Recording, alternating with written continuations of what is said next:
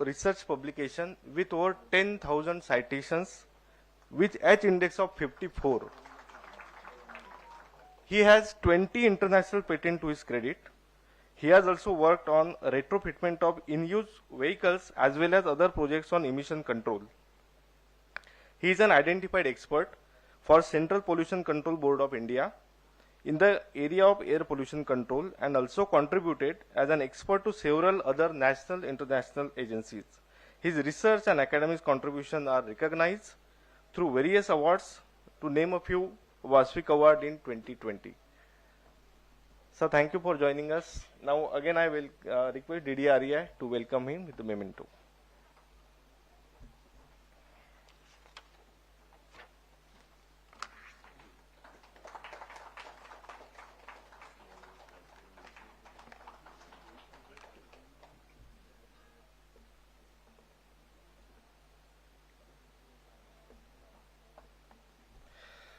In this session, on the screen you can see the four presentations are planned.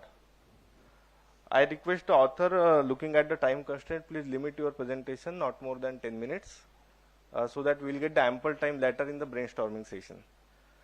So I hand over this session to the chairs now. Sir, may I call the first speaker? First speaker, Dr. Kadoni, on the biogas generation.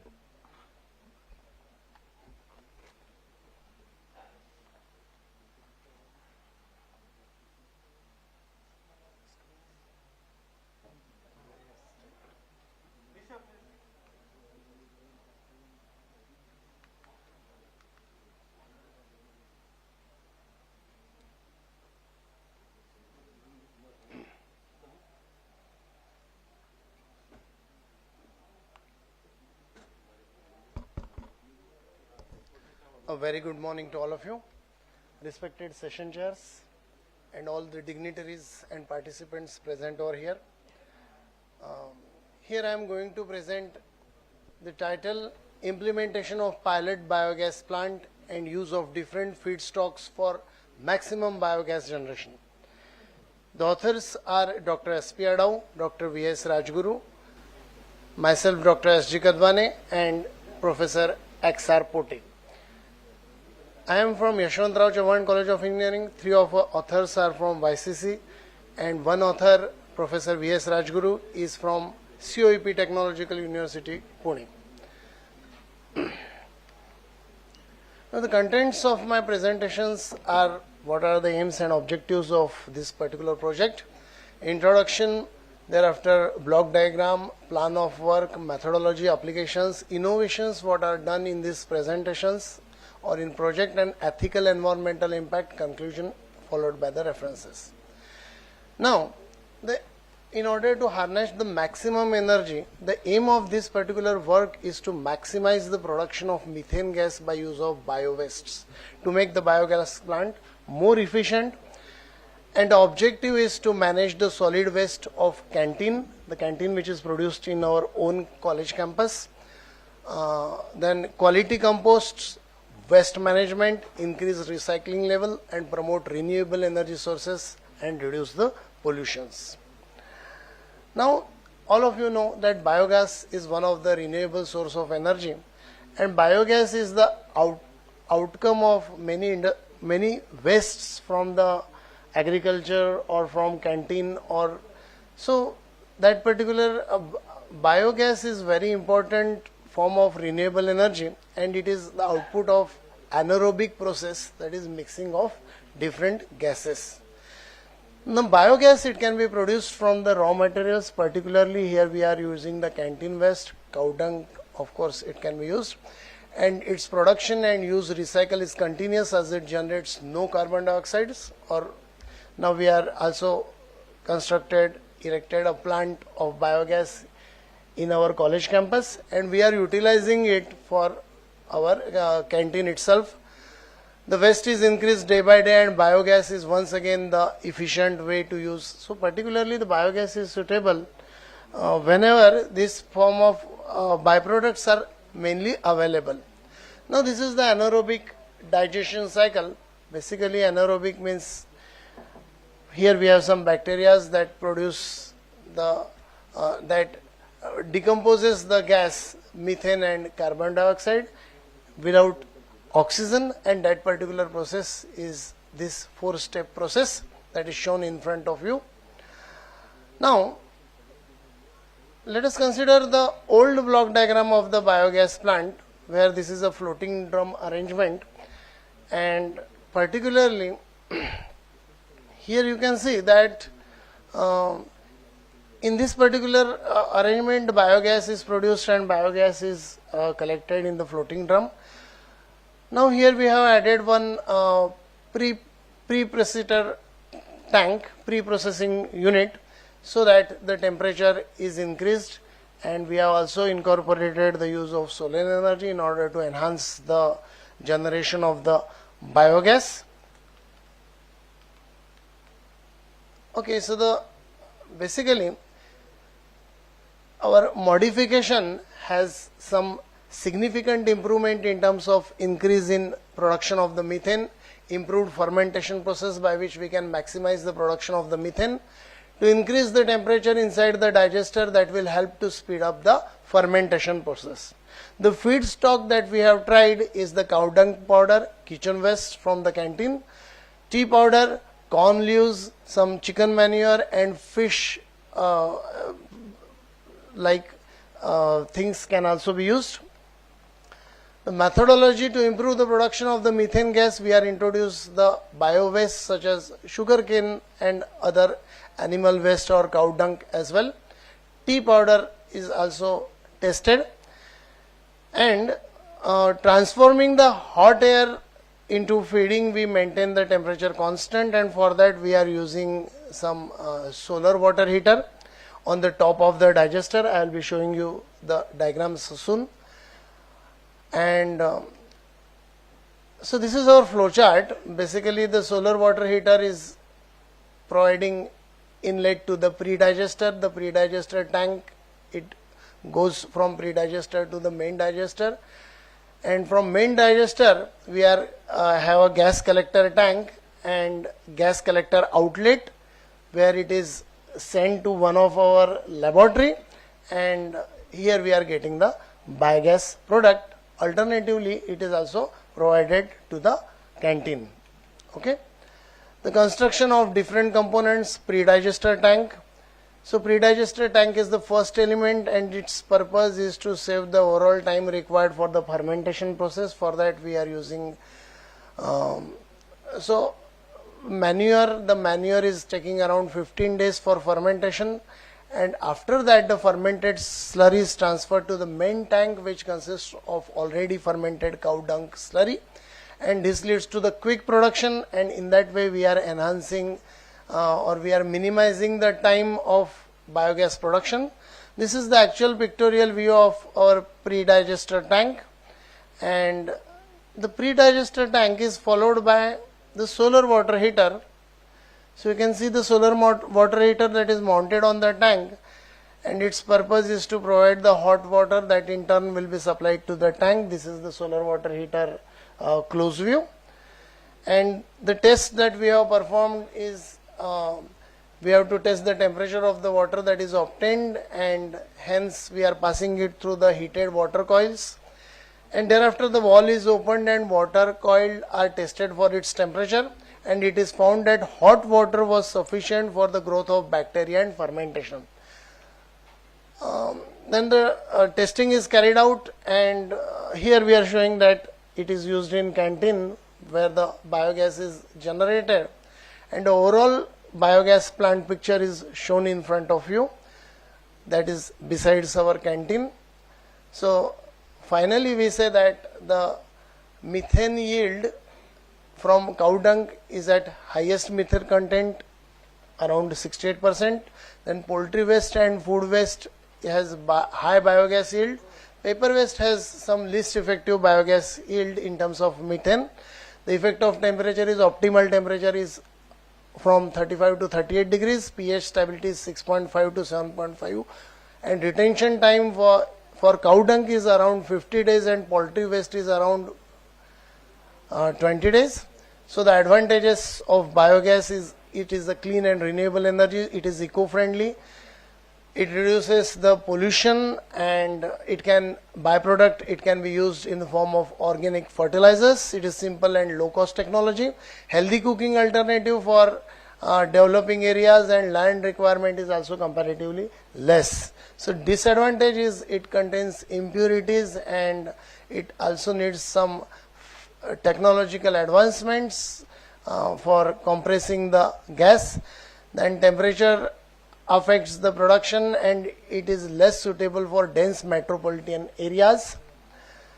And the applications is we can use it for cooking, or we can convert via gas engine to electricity, which is clean form of energy. It can be also compressed, like we are using the CNG cylinders, and more than 50% of 3000 biogas plants are in Germany and has been using the energy crops for energy. So basically they are done that particular infrastructure to utilize in terms of energy.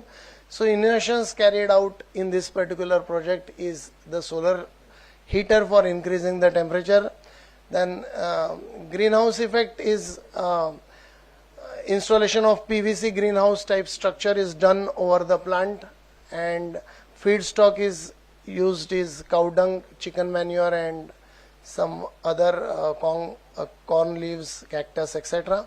Steering process is also present, and various measuring instruments like thermometer, pH sensor, pressure measurements are present. And ethical environmental impact is biogas project is pollution free, and it needs environmental waste and organic waste for the biogas production. So with this I conclude that from this study we have concluded that feedstock with a higher amount of carbohydrates, fat and proteins are good for the quality of fuel. Feedstock with sufficient amount should be used for required efficiency and output. Biogas is viable alternative source. Cow dung and food waste are the best feedstocks, and pre-treatment of the feedstock enhances the gas yield. Future scope is large scale adoption and integration with other renewable sources. And these are some of the references. Thank you so much for patient hearing.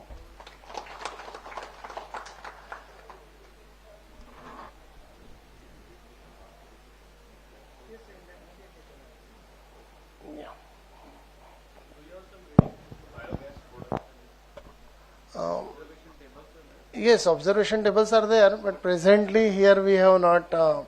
Actually, basically my working area is power electronic applications in renewable energy. So the author of this paper is Dr. S.P. Adau. So she has done the in-depth analysis of that. So readings are with her. She is not able to come. That complete setup was there. Yeah. May I show you?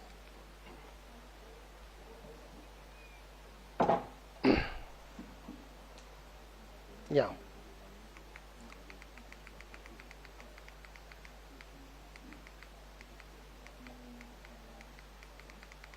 Okay. Yeah, this one. Which one? Ajun ek samar. Okay. Yeah, this one. So this the bigger one is the gas holding or digester, or that one is digester. No, sir. Bigger one is the digester, and earlier is the pre-digester, and that one is solar water heater. So three components are there. Three digester is there. Yes, sir.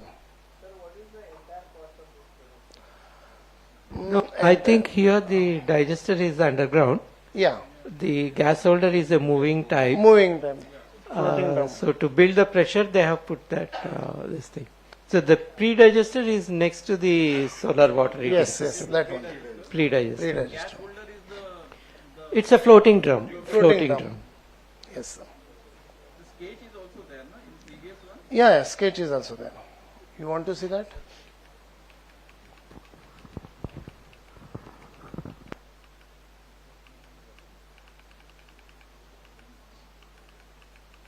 Yeah. And then first 15 days there is no gas collection in that pre-digester. No, no, son. After fermentation only it will generate. Yes, at least 15 days. There will be some gas, but it will be transported to the digester, Yeah. from digester to the gas holder. Because the gas will start emanating the day one it starts. And if they are Output will increasing not the temperature, definitely there will be more. There will be gas. Process will start from this. Yes. Yes. Outlet pressure of that I don't exactly know, sir. So it's a normal pressure, maybe 20 to 25 psi. The weight of the drum itself is the pressure. How? So that's why they have put a long stick which can compress the. Gas. Yeah. Should I go back? Yeah. So that gives the enough pressure for the gas to come out to the outlet Yes. or to the burner. Feedstock you have used cow dung plus Kitchen waste. Means canteen waste. mixing it or only kitchen waste sometime only cow dung. No, we are starting with cow dung and we are mixing it. Sir, Yes. I think he is not the main author. Maybe I'm sorry. right. So he's not able to answer your questions. But basically, it's a typical biogas plant which has been in the use for last 30-40 years. Only thing is, I feel the mixing hot water in the pre-digester is very effective or not.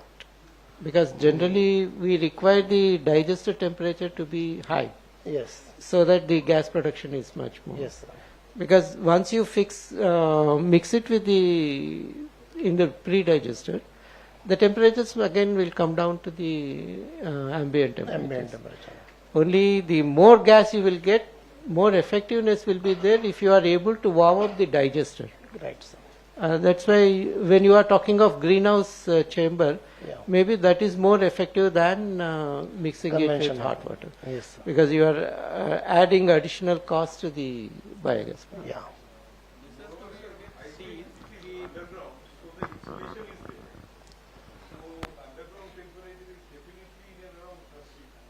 Hmm.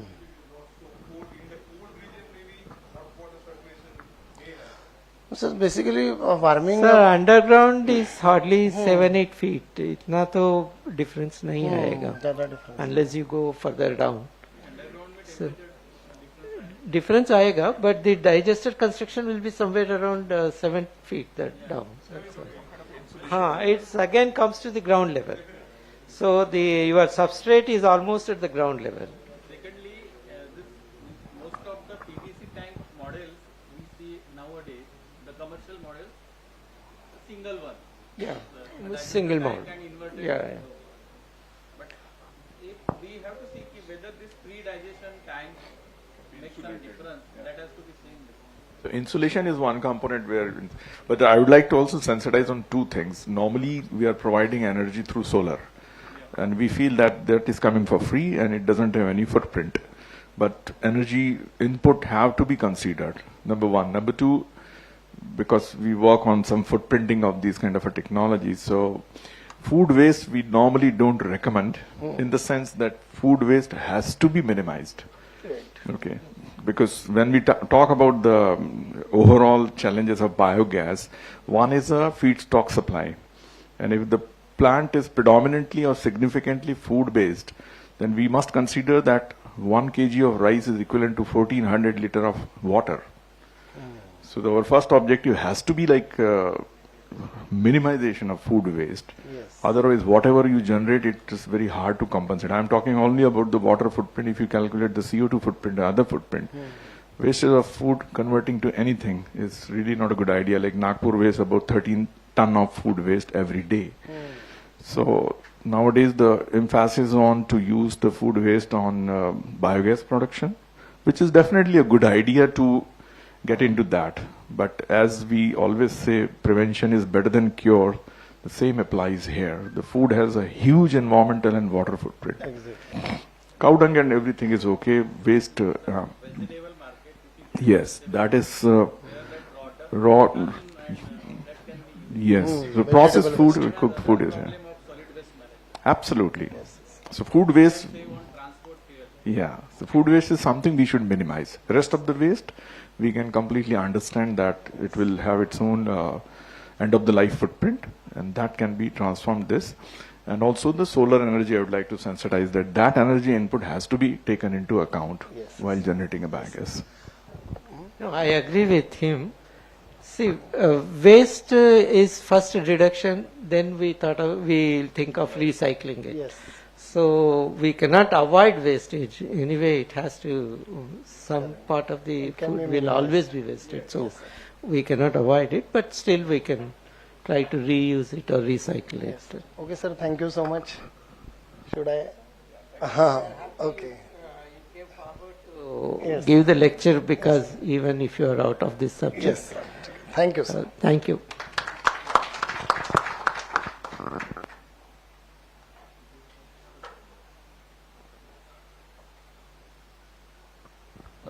We have one online presentations. Ifan, am I audible?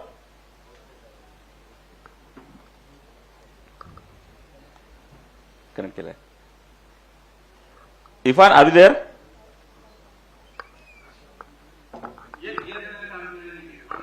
Yeah. Mr. Mohammad Irfan, he's from Pakistan. He has done his bachelor's in energy and environmental management from Pakistan, and he worked for 2 and 3 years for the different organizations, including WWF, World Wide Funding. And after that, he completed his master's in energy and environmental management. That too specialization for developing countries from Flensburg University. And right now he is working as an assistant professor in the Dawood University, that's Karachi. And right now he is a PhD scholar, and he is doing his PhD from China. And he will be presenting for the conversion of municipal solid waste into the energy through pyrolysis. Irfan, you can start your presentation. Yeah. Yeah. Share your PPT. No, Irfan, your PPT is not visible.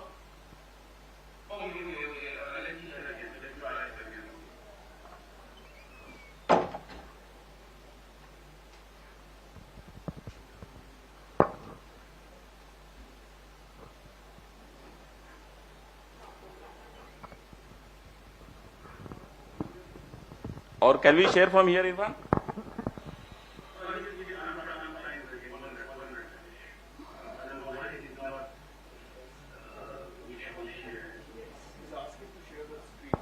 Yeah.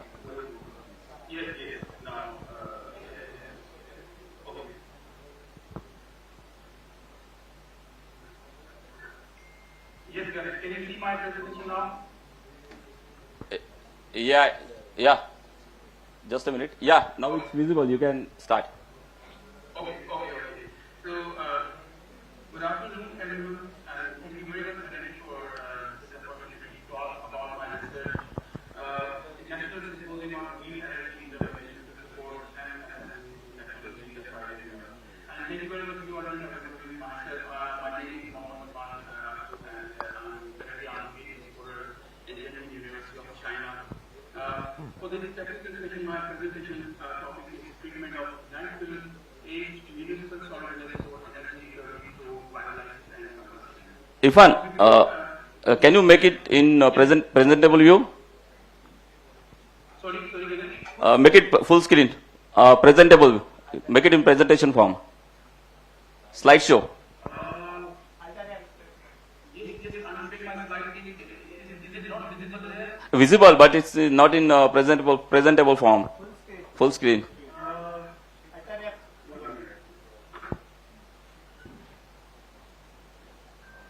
Now?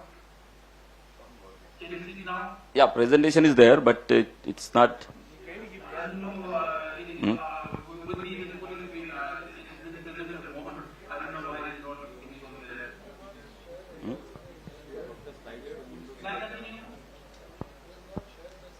You have not shared the screen, full screen. I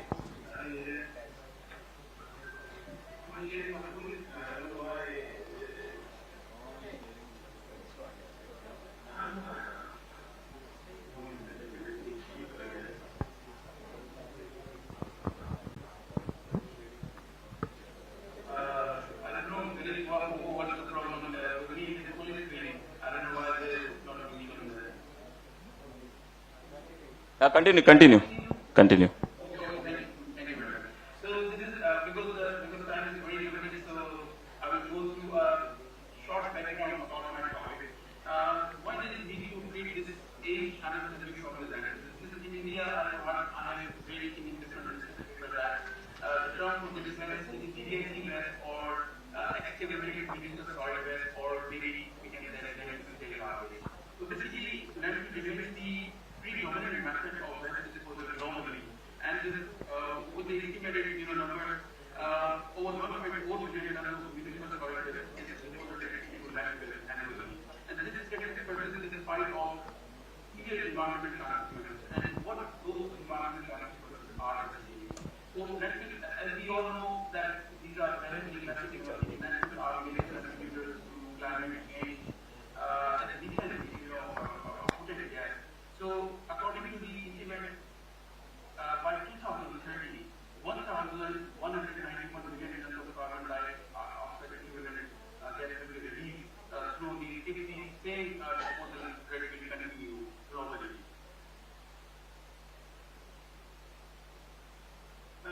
Besides environmental issues, we also see that landfilling is MSW is a loss of valuable resources like combustibles, plastic waste, and textiles, which could be converted into usable energy source. And also there are some recyclables.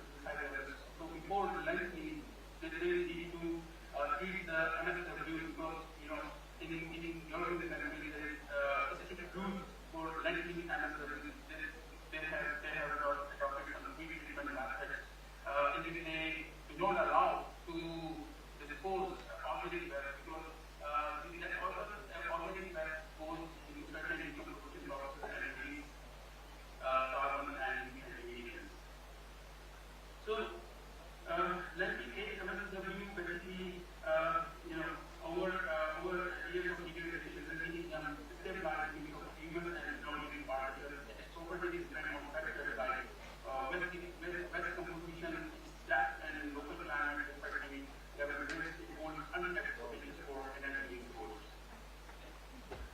The composition of this waste basically varies globally. For example, Irfan, you are still on the slide number 2, or which slide you are? I suspect your slides are moving. Which slide number? okay, so I'm just moving on my main topic. No. Which slide you are at now? Slide number 2 or 3? So I'm on slide number Now it's moving. Okay, fine. Go ahead. We have some time constraints, so I request you to go fast on this background.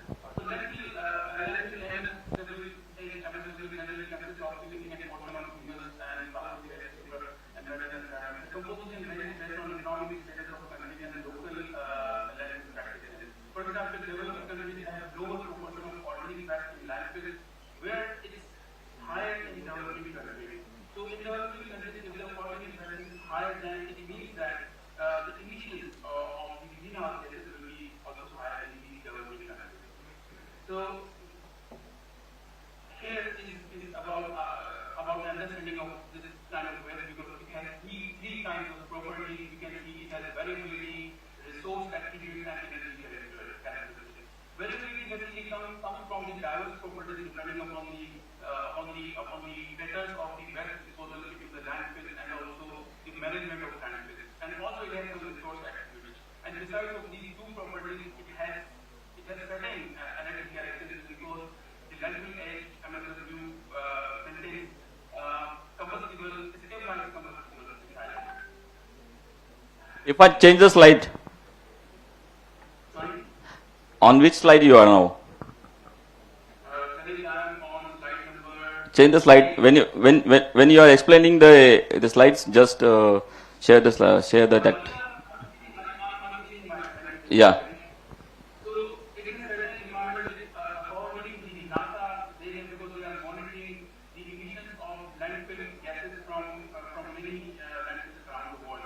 So I have compiled 32 landfills from each landfills, how much emissions they are basically producing. And this graph basically in slide number 8, you can see on the left side this is methane emissions, which are basically dispersed annually, and on the right side you can see if these emissions they will capture these emissions to a normal 30% efficiency.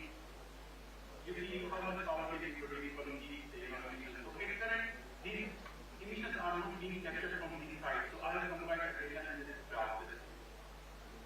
So this is landfill status and waste management around the world.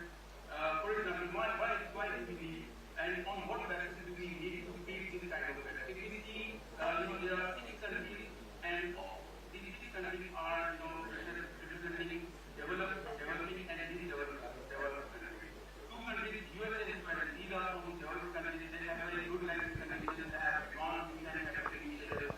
So it means they have very low urgency of landfill waste treatment.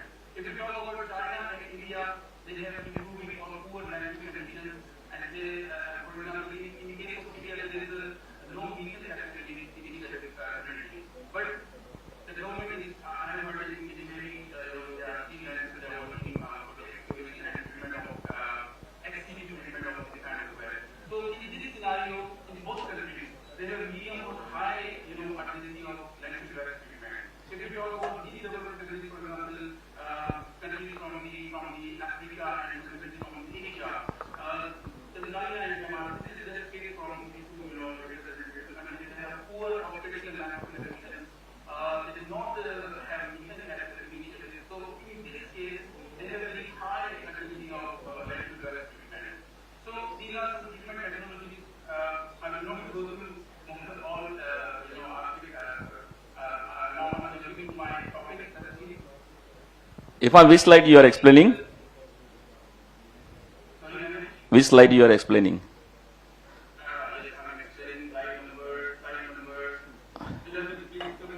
Change the slide. If you are explaining, change the slide.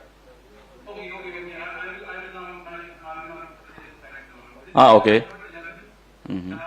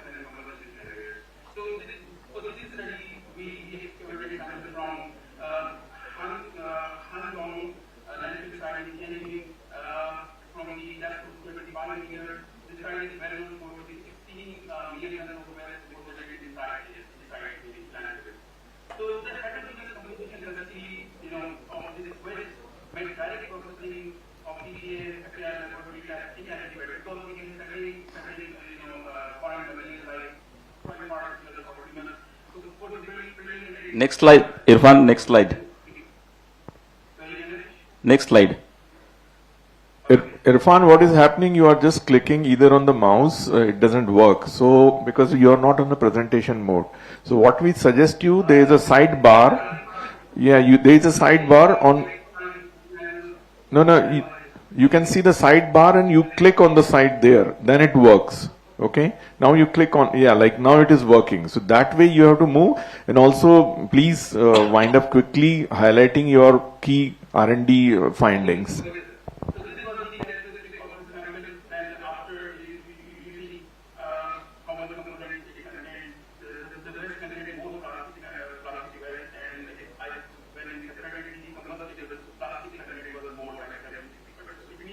that with this plastic content and other combustible heating value of this gas was estimated around 29.1 megajoule per kilogram. This was slide number 30. I am going on slide number 14 now.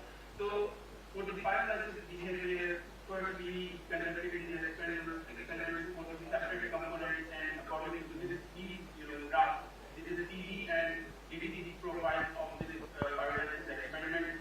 So according to your TDT graph, we see the optimal zone for getting more decomposition of this waste or waste specifically the temperature range between 400 and 500 was the suitable for separate components. And for blended components, blended DDT components, so in the DDT profile you can see around 500 degrees centigrade for the bioanalysis and between 300 and Move to 15 number slide, Irfan. slide number 15. Yeah, move to 15 number. In the 15 number, you see these are the profiles for the blended and the component. In C, graph number C, this is for the bioanalysis, the graph and We can see your 15 number, Irfan. now slide number 16. Yeah, we can see. We can see your 16 number. Scroll it. Okay. In this slide, we can understand that how the different effect occurred when we blended all components. So here we can see that after the temperature 400 degrees centigrade, so there was around 20% Good. of the weight loss gain, and it specifically was a synergistic effect when we blended the components.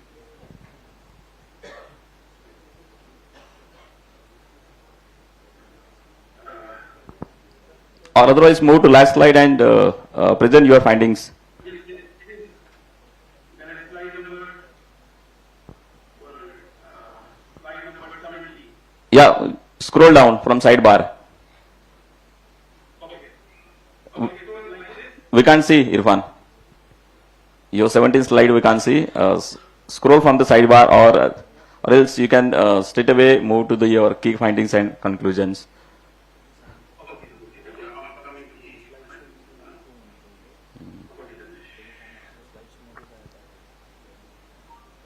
Okay, now I'm coming to the slide number 100.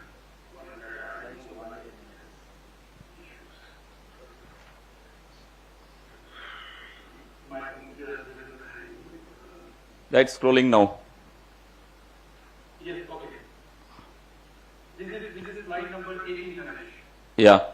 So blended, so when we blended these components, we can see that the activation energy for the bioanalysis is compared to separate one. For example, blended plastic and human bioanalysis is 150 kilojoules per mole versus 200 kilojoules per mole for isolated or separate components. This is that blending enhances the process efficiency.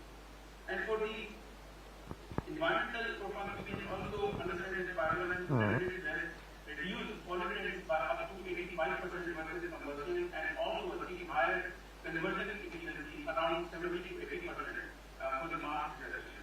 Well, particularly variable byproducts like syngas, through energy waste and produce more. If we compare this combustion produces more nitrogen and sulfur dioxide emissions.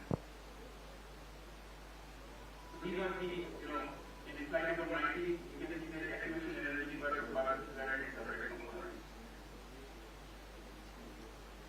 So here are some highlights from this study that landfill A available treatment mitigates environmental impact and recovers valuable resources, and bioanalyzing blended landfill available components required less activation energy and blended landfill available components reduces that are already included in the slide. And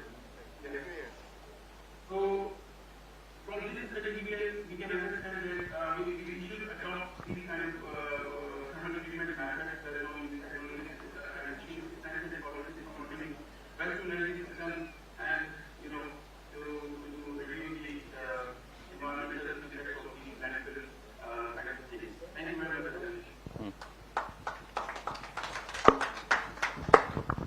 Thank you, Irfan. Though we have some technical issues from Irfan's side, it's a nice presentations. And if audience,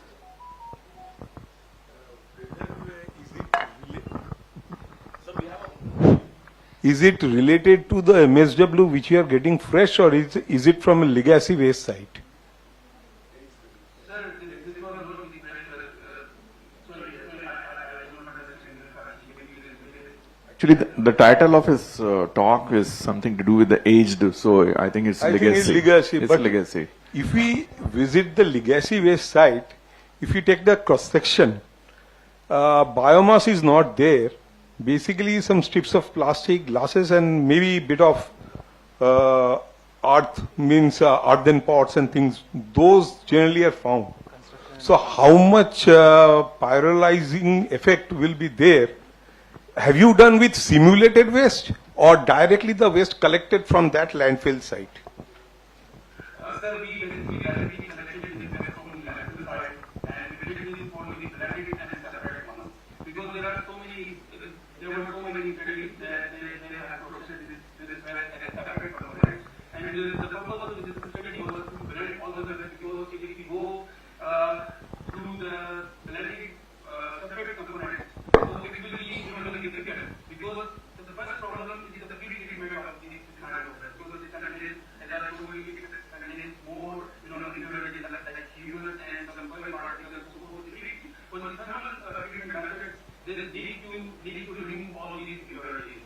So the purpose of this study was to find the difference between the blended and separate components. So it is, as I told you that when we blend these components, there was catalytic effect, and the plastic content actually catalytic effect for the decomposition and for to get more volume reduction to blending the pyrolysis of this kind of waste. So one other thing is also not included in this presentation. I have edited in my paper that how much volatile would release during the pyrolysis. So to prove that volatile, we also observed that reduced emission compared to combustion was also observed in this experiment. Okay, Irfan, I mean, this is a very interesting attempt, and first of all, thanks for joining online from there. The concerns we have, like in India, normally we go for the biomining, okay, of legacy waste, because biological processes provide us some advantages that they are not energy intensive, number one. Number two, even if you have a small fraction of plastic and other chlorinated compound, and the kind of a temperature you are showing 400 plus degrees Celsius, that can always lead to the dioxin and furans, which are the biggest concern of combustion processes. So the segregation and the waste composition will be of great significance for your process, but we truly appreciate the kind of a kinetic studies and other scientific studies you have carried out. So if there is no question, can we thank him? Okay, we are thankful. thank you, Irfan. Yeah.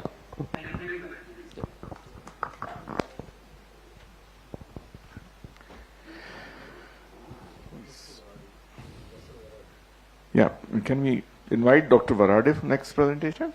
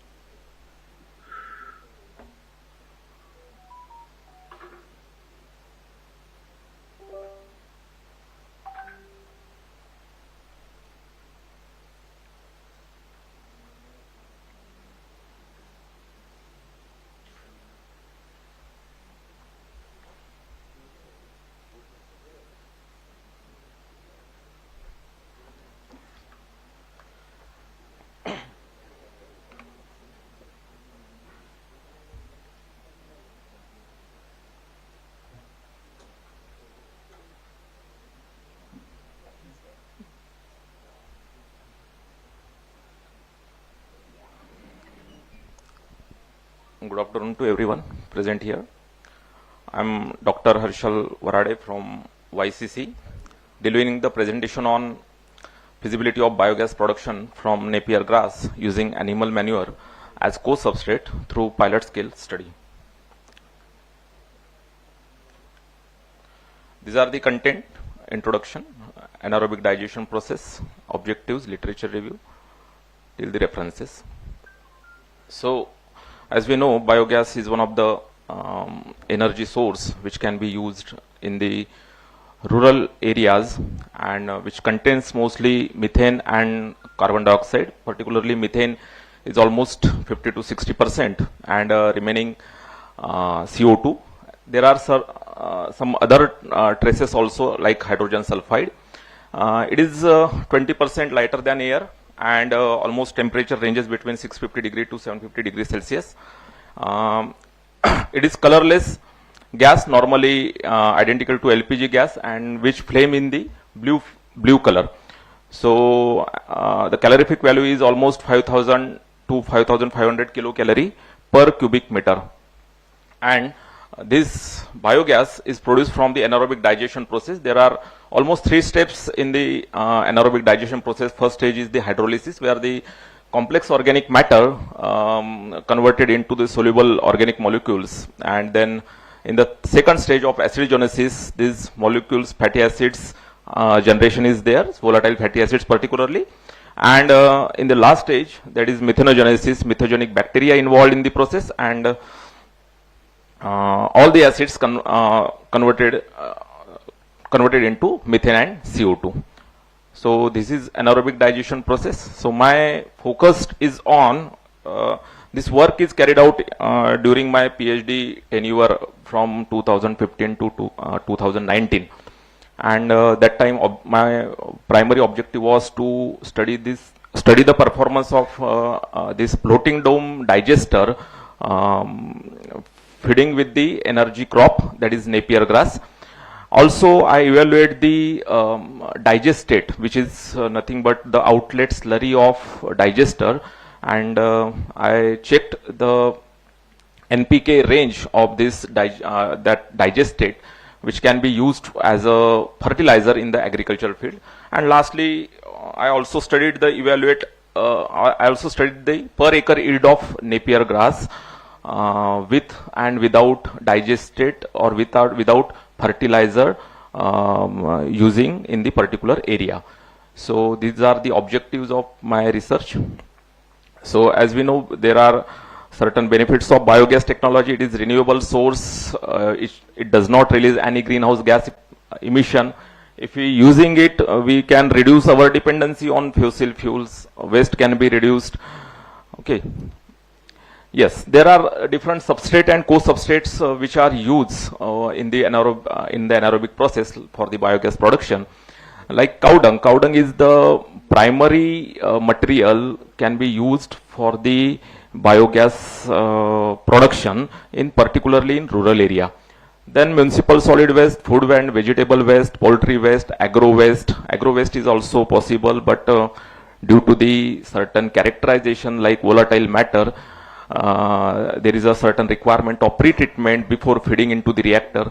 Then forestry residue, paper waste, sewage sludge, industrial waste, and energy crop. So last option, that is energy crop, is one of the basic and material which I used in my study. So why Napier grass? So that is Napier grass is particularly known as the energy crop, and why it is called as energy crop? Because it has high yield. The yield of this Napier grass is almost more than 150 metric ton per hectare per year. And once it is cultivated, you can harvest up to 7 years. So as a green fodder, in India, this Napier grass generally primarily used as an animal fodder, and which has developed by the MPKV Rahuri. Actually, it is nothing. Actually, it is hybrid of bajra. Everybody knows the bajra. So it has high calorific value, and another advantage of this particular grass is high content of volatile matter, which can be converted into energy.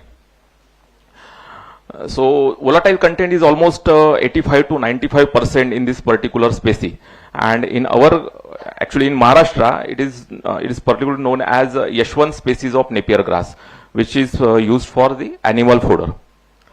So I use this as a main substrate, and my basic objective was to maximize the percentage of Napier grass into the reactor. and minimize the percentage of cow dung, because cow dung is now precious material in rural area due to less cattle population. So these are certain literature I have studied. There are different types of grass which is developed by different universities in our country as well as abroad. So I refer these literatures, and biogas yield generally maintained in the range of almost 90 cubic meter per metric ton of substrate. So ultimately it is methane is up to 60 to 70 cubic meter per metric ton, and these references generally taken from the different papers.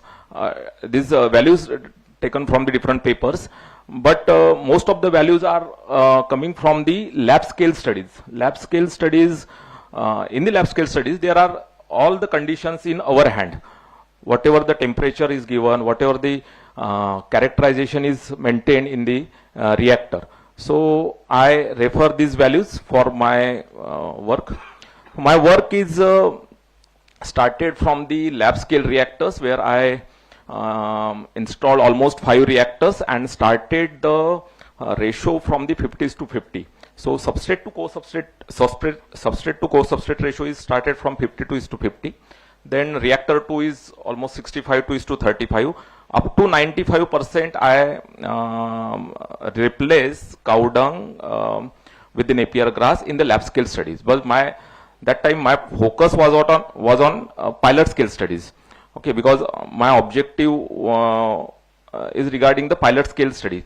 So in the pilot scale studies, I started the again ratio from the 50s to 50, then increase with the 15%, that is 65 to 35, and lastly 75 to 25. Yield study is also carried out. Then silaging study is also carried out. Silaging means the storage of this particular energy crop up to 6 to 7 months, and check the characterization after storage. So that is the silaging study. Then manure value is also calculated. Then almost all parameters, all control parameters I have checked time to time, and lastly cost benefit analysis. So these are the substrate which has used for the feeding into the reactor, that is hybrid Napier grass, cow dung.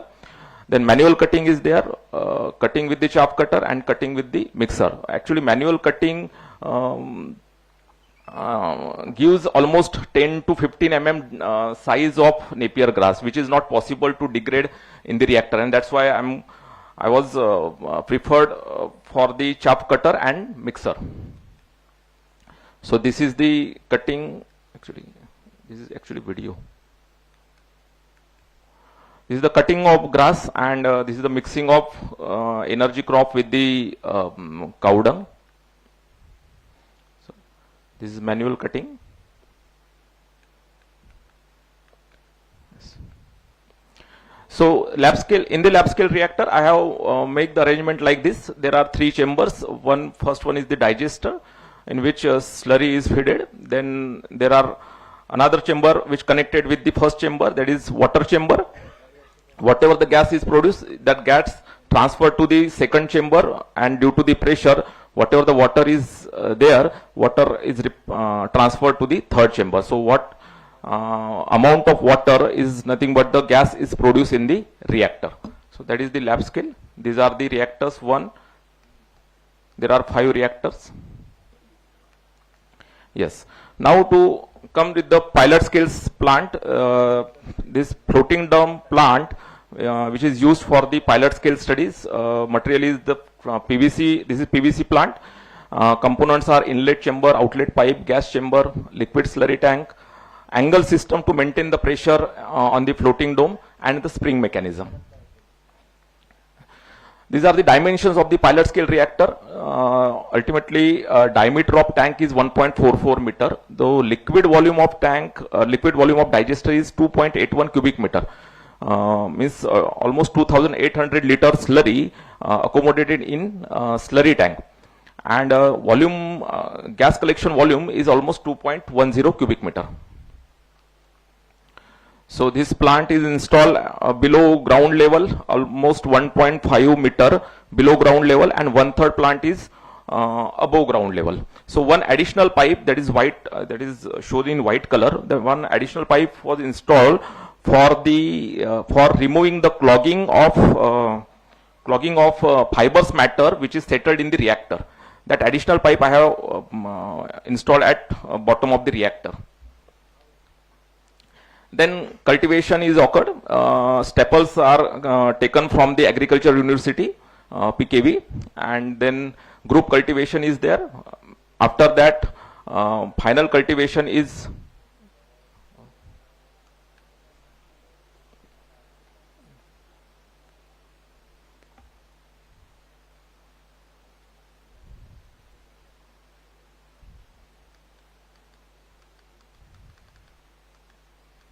yes. After that, final cultivation is there.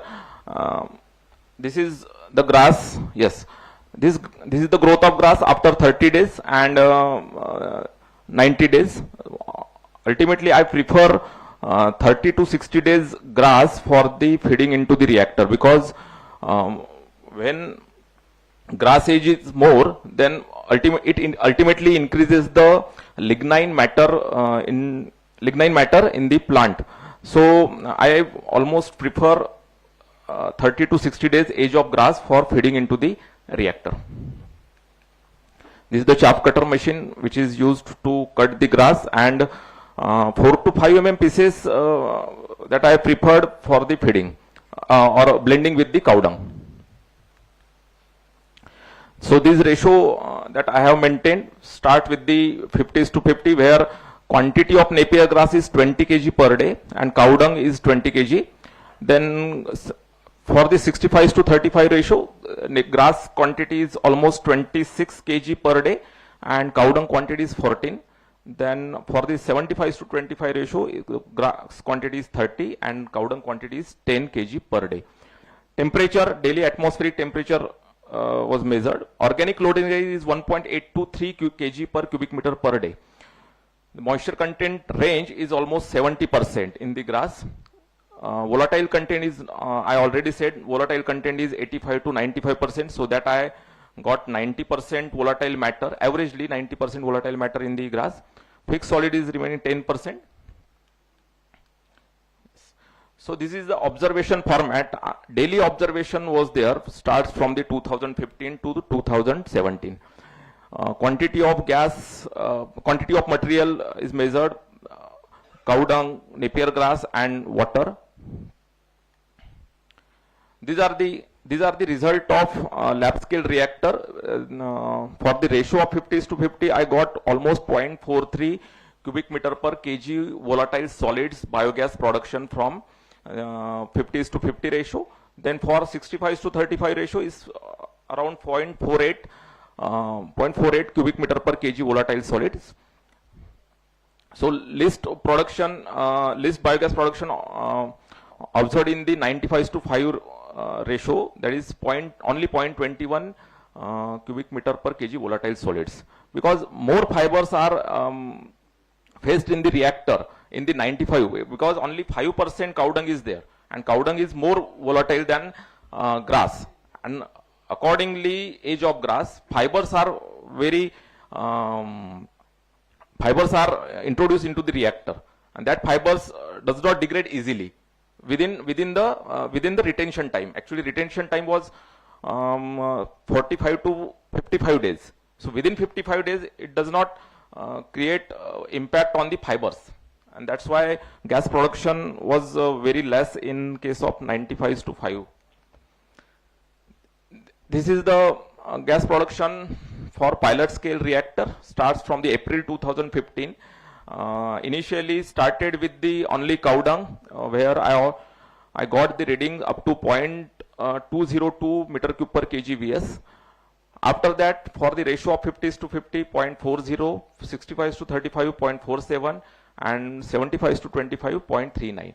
I tried more ratios also, but there are certain problems of clogging observed in the reactor, because this reactor operated in normal condition, in atmospheric condition, no mechanical agitation, no any advanced treatment is given to the substrate as well as reactor. And that's why gas production observed less in the case of 75:25. So this is production according to the months. So ultimate production observed in the ratio of 65:35. So this is the VS reduction. So ultimately VS means volatile solids are the solids which are mostly converted into the energy. So that reduction is up to 59% observed in the lab scale reactor, whereas in the pilot scale reactor it is up to 46%. So I expected more than 50%, but in this experimentation, due to certain problems or certain clogging problems, I got these readings up to 46% only. This is the pH range which is maintained in the pilot scale reactor. The range of pH is almost 6.5 to 7.5 throughout the experimentation process, and this is continuous reactor, and that's why mostly new slurry feeded into reactor in daily manner, and that's why this particular pH ratio is up to 6.5 to 7.5. This is lab scale reactor. Yes, I also studied about the chemical composition of the Napier grass, started with the moisture content, lignin, celluloses, hemicellulose and total ash. Lignin is the concern part of this particular study, because you can see, and at the 15 days of age of Napier grass, only 16.5% lignin percent is there, but on the 60th day, it is up to 34%. It is increases up to 34%. So this 34%, mostly the problem occurred in the reaction. This is organic loading rate. You can see the graph shows the organic loading rate increases by the increasing the ratio. Means whatever the organic whatever the volatile solids are in the Napier grass, these solids are increases by the increasing the quantity of Napier grass. Ultimately 26 kg per day. 26 kg per day quantity is fed into the reactor daily. So if you calculate 70 to 80% moisture content, remaining solids are around 20% total solids, and 90% of this volatile solids. So quantity is very high. So this is the composition of biogas. I studied this. I calculated this from the ORSAT technique. So this is the composition, CH4 and CO2. This study is also carried out. That is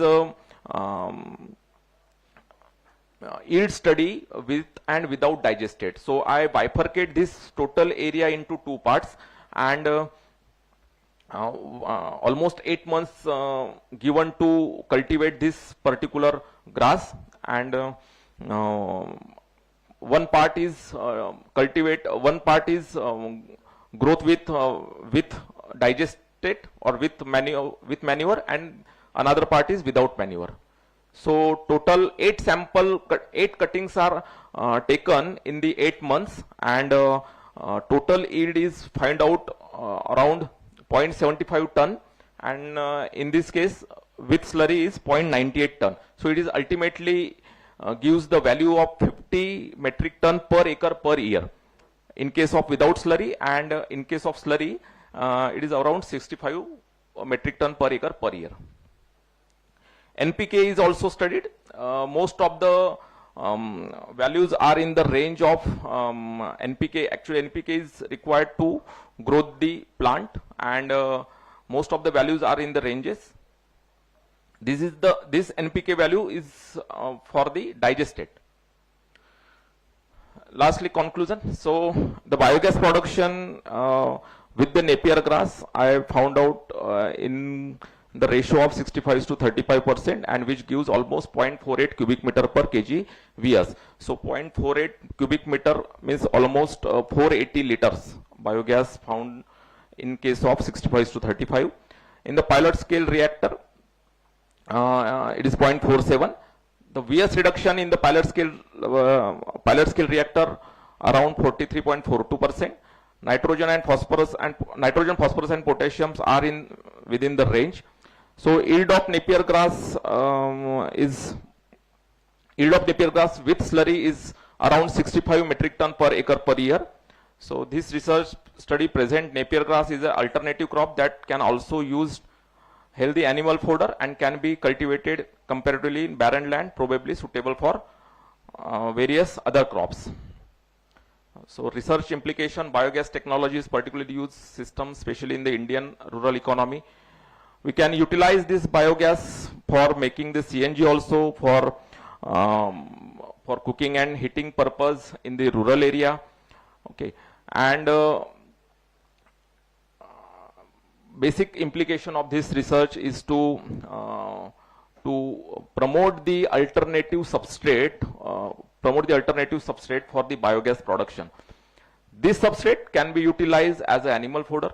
This substrate can be utilized for the biogas production, and this substrate can be utilized as a alternative crop pattern for the farmers, because rate of Napier grass is almost 1,500 ton per ton in the market.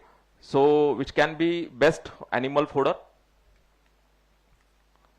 These are the publications that I have published certain papers on this particular study. Additionally, I have installed 4 biogas plant in the rural families, These are the balloon-based biogas plant, and which is collaborated with one of the NGO Rising Chakra Foundation and Cleanage Resources, Nagpur. Which is these biogas plants are purely run on the cow dung only. So ultimately, these families fulfill their energy requirement from this biogas plant. Ultimately, they reduce their energy consumption from LPG. So ultimately, they are saving 8,000 to 9,000 per year. These are the references. Thank you.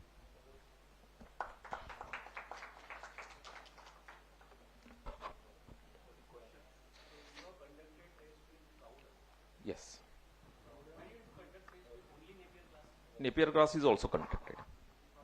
Yes, sir. There are tests. Yes, actually, 1 minute, sir. I think one Excel is there that is not opened. Ek Excel open.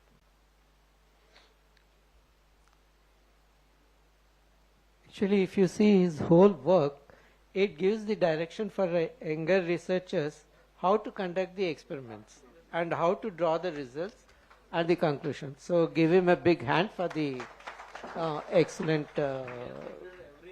Yeah, this is what a researcher in the first step needs it. The composition of slurry, chemical composition of slurry taken out, he has considered the area.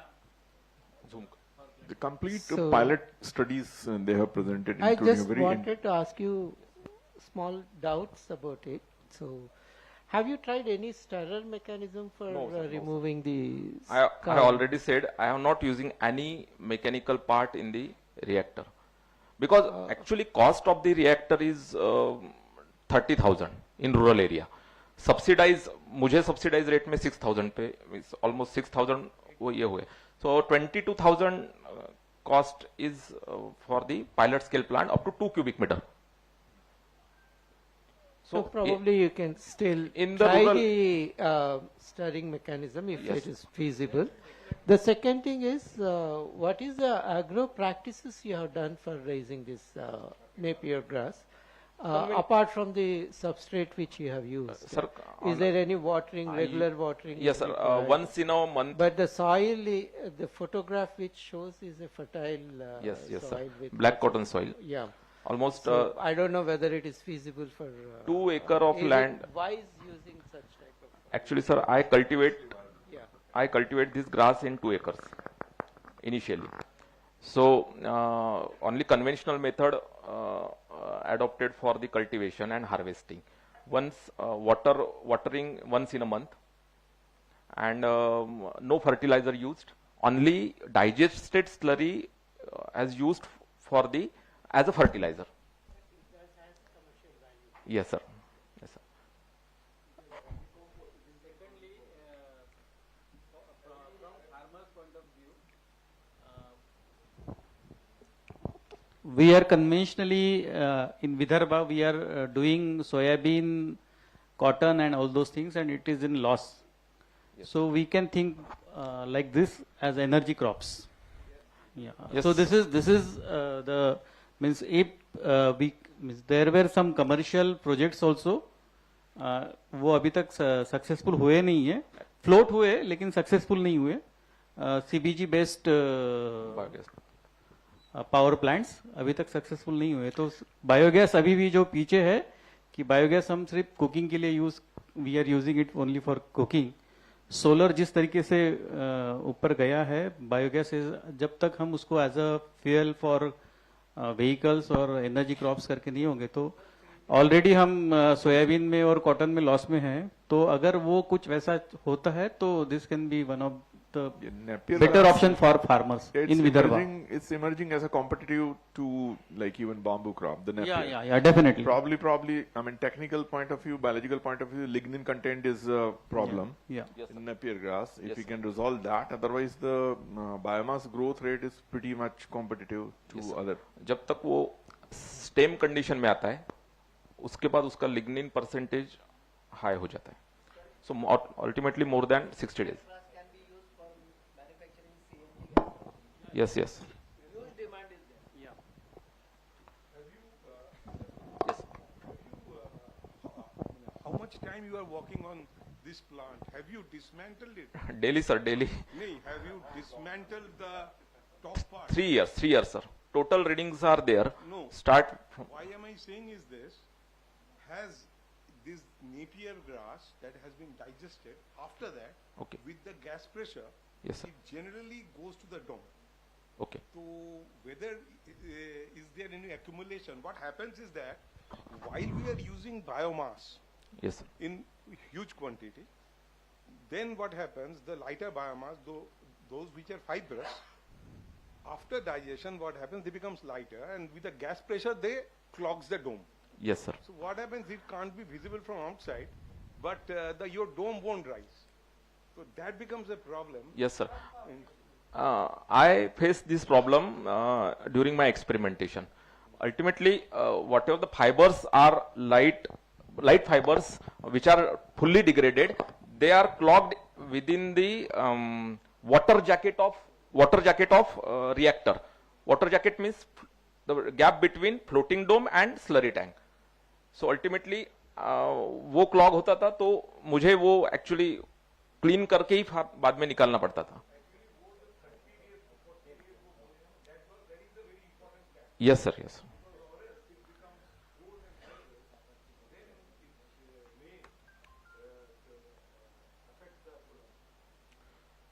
Yes.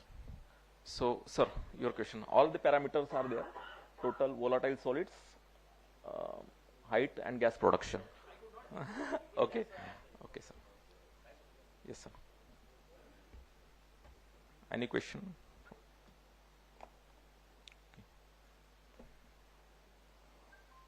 Okay, if there is no question, please give me a big round of applause for such a nice and detailed presentation. Thank you, sir. So, Thank you, all of you. can we have the next presentation, please?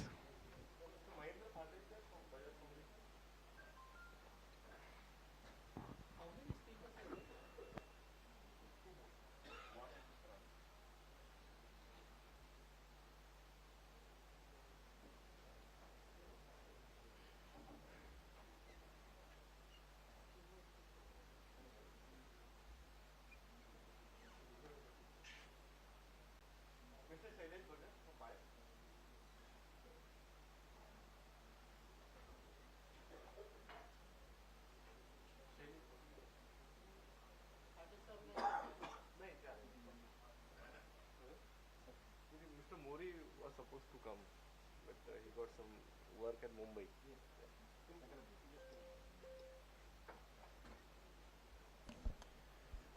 So good morning everyone. I'm going to present integrated renewable energy and sustainable agriculture, that is called as the ERESA model. And it's a journey of biogas, how we introduce the biogas, what kind of the modification that we have done according to the field situations or whatever the feedback that we got from the participants, and how we actually complete the circularity of the biogas. So this is a kind of presentation.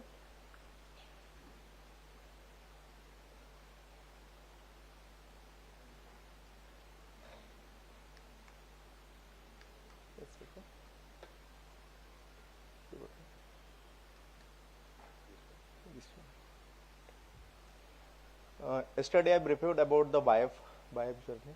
Now we are from the BIF Development Research Foundations, and we have been working in more than 17 states and covering more than 348 districts, 61 aspirational districts, and our reach is more than 40 million families. And this is our core areas that we are working in: livelihood, social enterprises, research and incubations, climate actions, women-centric development, and health and education. So why ERESA? So it's a small comparative that I am trying to put here, the conventional biogas system and the ERESA system. So in the conventional biogas systems, we only save the LPG, and generally we consider biogas it is just for the cooking purpose. We don't consider that it is for the fertilizer production. So now we have to change the perceptions of the farmer. This is not only for the biogas. We can consider this biogas unit as a fertilizer unit, and that fertilizer will help to enrich the soil fertility and get the more productions from the field. So conventional biogas system, there is a less return on investment, create messy things near the home. I am talking about the Dinbandhu model. Now it has been modified. So when it comes to the ERESA model, so all these problems has been solved, and the nutrient from the organic manure that can be separated from this model, from the ERESA model. So what is ERESA? So generally it is a kind of prefabricated model, and it is ready to install, and that capacity is around 2 cubic meter per day. And feed is required, that it is a standard feed that I have put here, that is 50 kg dung and 50 liter of water, that is 1:1 ratio is required. But generally on actual, whatever the feedback that is received from the thousands of participants, it only required 25 kg dung and 25 liter water. And LPG cylinder, it is around 9 to 12 LPG cylinder that can be saved just because of this biogas model. And for 5 to 6 members of family, they can cook their food. They can use the gas generations that can be created through this unit, and it is sufficient for that much family member. So there is one intervention that we have done, that is called as the biogas slurry model. So that slurry model, it is approved by the MSRE, and it is 90% solid and waste and the liquid that can be separated through this slurry model. So water that can be recycled, and it can be it can goes to the nutritional garden also, and the dung, the cow dung that we received, which can be converted into the organic fertilizer, that is what is the vermicompost. So this is the slurry value additions, like whatever the slurry that we get from the 2 cubic meter model, so it is around 2 metric ton in a year. So this is our study, and that is called as the phosphated organic manure. How we correlate these things, the biogas raw material to converted into this pro model that we will show in the next slide. And the organic liquid fertilizer, it is also the nutritious value, and it can be used for the vegetable cultivations. So this is the process flow diagram, like ERESA unit is there, and this is a complete circularity, but one thing that is missing in that diagram, that is the PROM unit. So I will show you in the next. So one biogas unit, this is the benefit of the biogas unit. So nowadays, actually, when it comes to the 5 family, so we consider 3 to 4 cylinder that is required for one family. So we put this only 3 cylinder saved per year, and approximate 2.65 tons of firewood that can be saved when it comes to the people who is living in the remote area. There are some carbon sequestration is also there, 14.6 tons cow dungs capture per year. These are the things, and these are the inputs that I said earlier, 50-50, but actually it is 25 to 30 kg. So this is the model that is called as the probe unit, phosphate-rich organic manure. What we have done in the field, we identified the cluster more than 10 to 15 villages, and in that villages we introduced this biogas unit, and for operations of the one probe unit we need 100 biogas units. So we finalized these participants. So the participants eligibility criteria was there, is just then they should have the 4 to 5 cattle. So accordingly we identified these participants, and we supported them this biogas unit, and they can use this slurry for the convergence of the vermicomposting. At the same time, surplus raw material they can collect, and we form the farmer producer organizations. We set up their probe unit, and this farmer producer organization, they link with these participants, and they get this surplus raw material, and through this unit they can produce this probe, and this probe unit also getting good result, and it is a kind of the farmers likable kind of fertilizer. So this is the bioprom enterprises. We converted all these things in the bioprom enterprises. As I mentioned earlier, 100 is a unit that is required for operating the one bioprom enterprises. So this is about our work related to the biogas. In Vidarbha, we have more than we have installed more than 833 biogas ERESA model, which is around 2 cubic meter capacity. Because it's a household model, we generally work with the household only, and that is required 4 to 5 cattle, as I said earlier, and 2 times a day. That means the family who is having 5 to 6 members, so it is sufficient the gas, and there is a significant decrease in the fuel, wood, and the cutting of trees, that is also impacted. And each biogas unit that can be created 2 tons of organic fertilizer. Slurry obtained from the unit is used for the preparations of higher value vermicomposting. We have installed more than 2,655 vermicomposting unit just to actually connect with this biogas slurry. And then again the nutritional water. So how we use or optimal use of this nutritional water? So more than 4,100 kitchen garden, nutritional garden that we established. And kitchen garden, it is also the scientific model. It is not like that. There are 15 vegetable seeds that we provided to them, and it is that seed is categorized in a 4 part, like the leafy vegetables, creepers, the fruit vegetables. So in that way, so that the whole family, they will get the nutritional kind of benefit or the organic vegetables at their home only. And then we established 2 probe unit, and it is also being operated by the solar panel or solar based electricity supply. So these are the pictures, solar unit, and these are the biogas. This is the nutritional garden, and how the farmers are getting benefit through this probe unit. And there are some studies that we undertaken. It is just kind of average study. We have studied more than thousands of demonstration plot, and this is the kind of average. We got good result in gram, in the onion plot also, and even some crop like wheat. So more than 30% incremental yield that we received. And there are some, we have some demonstrated through MPKV, and these are the MPQ study, and they provided us through the probe unit, through this probe fertilizer, using this probe fertilizer. And these are the case studies in Wardha. Actually it is around 6 to 7 kilometer away. We have a clusters, and we install more than 50 biogas unit over there. So if you are interested, so we can organize visit there. So we will get the real feedback of the participants. So this is the case study. That's it. Thank you.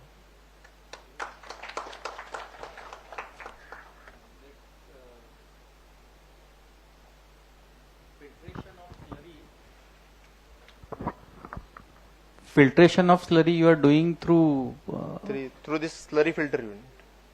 It The is a unit is separate, it's a separate slurry filter. Crates are there. Huh. There are 2 crates. only crates.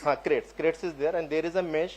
Okay. We actually fix this mesh in Okay. a scientific way, so Huh. that we get the dung is separately and the filter is alag. That And no, it is not no, vibrated. yes, It is simple mechanical way, Means- and one can easily lift this and put into this vermicomposting unit. Okay. The sludge will be on in the upper crate and the liquid Yeah. will be the lower Yes, crate. yes. And what is the cost for this whole filtration unit? Whole filtration unit cost is around 12,000 rupees. Only filtration. No, only filtration I am talking about. These Earlier two it was crates- 12,000 rupees. Now it is 8,000 rupees. And whole biogas unit installation. No, forget about biogas. Okay. Only if I am interested only in Yeah, 8,000 filtration. rupees. 8,000. 8,000 rupees. It will contain 2 crates. 2 crates.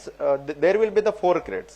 That Okay. means once is finished, so again they can put this aside, so that the solid material will dry and they can easily move from one place to another place.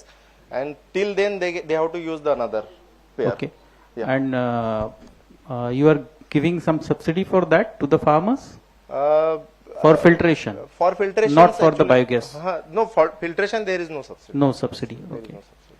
And what is the cost of prom per quintal Pro unit, or? I think for the machinery cost is different, and for whole the infrastructure development cost is different. But if we talk about the whole things, so it takes more than 15 lakhs rupees. 15 lakhs. Okay. And you are selling that prom Yes, for? we are selling this prom. Actually, what we are facing, because we are not getting the license. Okay. So that's why dealer we cannot approach. They cannot actually put this fertilizer for selling on a commercial basis. One So, FPO in Wardha has started Wardha- selling okay, prom. Actually, we have 2 FPO in Tumsar, and the one is in Ghatanji. No, only directly to farmers. What is the selling cost Selling cost it is around 850 for 50 kg bag. for 50 kg? Yes. Okay. Thank you. Result are quite good. So Yeah, yeah, that definitely. directly Prom has a good participants result. approaching to the unit, na, so there is no need of actually having the commercial mode. Okay. Yeah. Thank you. Total cost of the unit is around 48,000, including everything, fabricated, all this fabricated model and along with filter, 2 cubic meters. Thank you very much for your excellent presentation. Actually, I just want to add few lines here. The need-based research, which he has been talking about, or this conference is talking about. I think MGIRI is the one which I learned the need-based research. I am surprised. I think they can make another presentation of what need-based research they have done. They have done excellently, very good research, particularly in reducing the energy requirement from 220 watts to 40 watts or 20 watts. This is an excellent research and modifications and improvements they have done in every motors which I have been seeing. So मेरा तो फिदा हो गया हूँ जैसा वो लोग काम करते हैं यहाँ. They go to the villages, find out the problem and come back with the solutions. And पता नहीं वे ये लोग क्यों नहीं ये बता रहे हैं. I don't know why they are not. This is an excellent.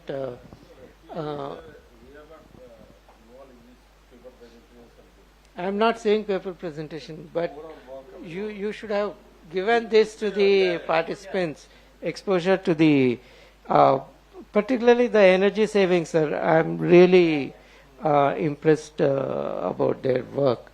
So this, I think, maybe before validation, valedictory function, you can make few 5 minutes, 10 minutes presentation of the, that could be beneficial to all of us. These are like appropriate technologies, what is technically known. And also when we have experience of such kind of a commercially viable project, because in this particular project I found one interesting thing which is always there, that If you are focusing solely on the biogas, it becomes very difficult to make it commercially viable. So if it is integrated process wherein we are providing a quality manure, Yes. okay, with Yeah. some certification, only then like the concept of not like biorefinery, but yes, multiple projects integrated. Yes. That makes sense commercially, I suppose. But this That- is very interesting work. Even Mgiri has also done on they this, have done. Panchakavya or whatever Absolutely. is there. This is where the things will come out and spread to. Yeah. Okay, thank you, sir. Yeah.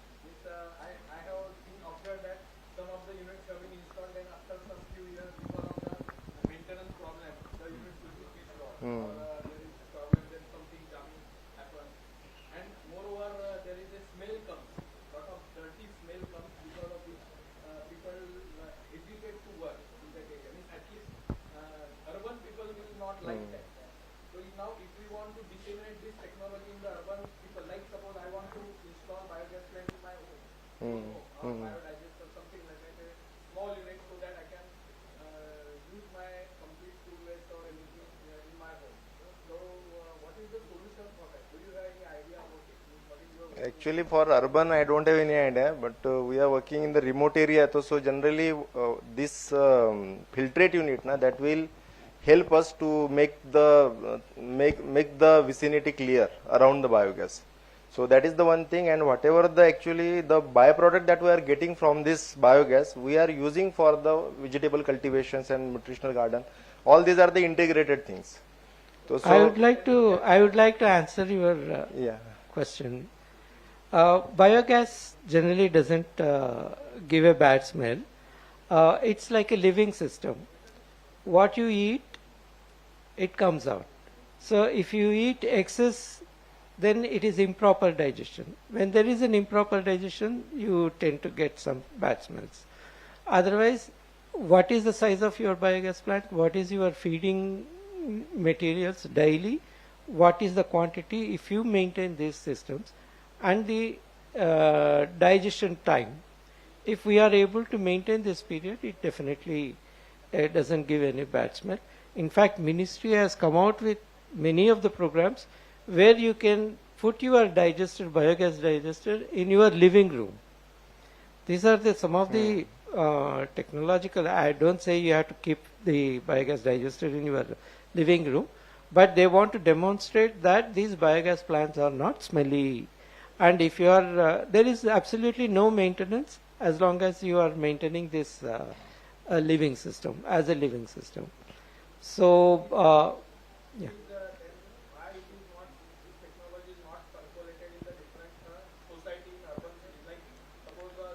Yeah. It is because we basically started this biogas program for rural areas. Rural areas. So that stamp has come onto the biogas plant.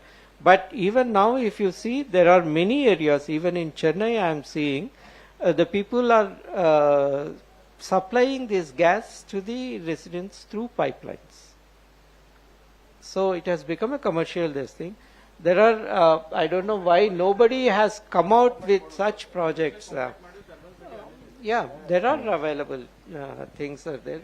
I think, I don't know why the systems have not come out in a bigger way.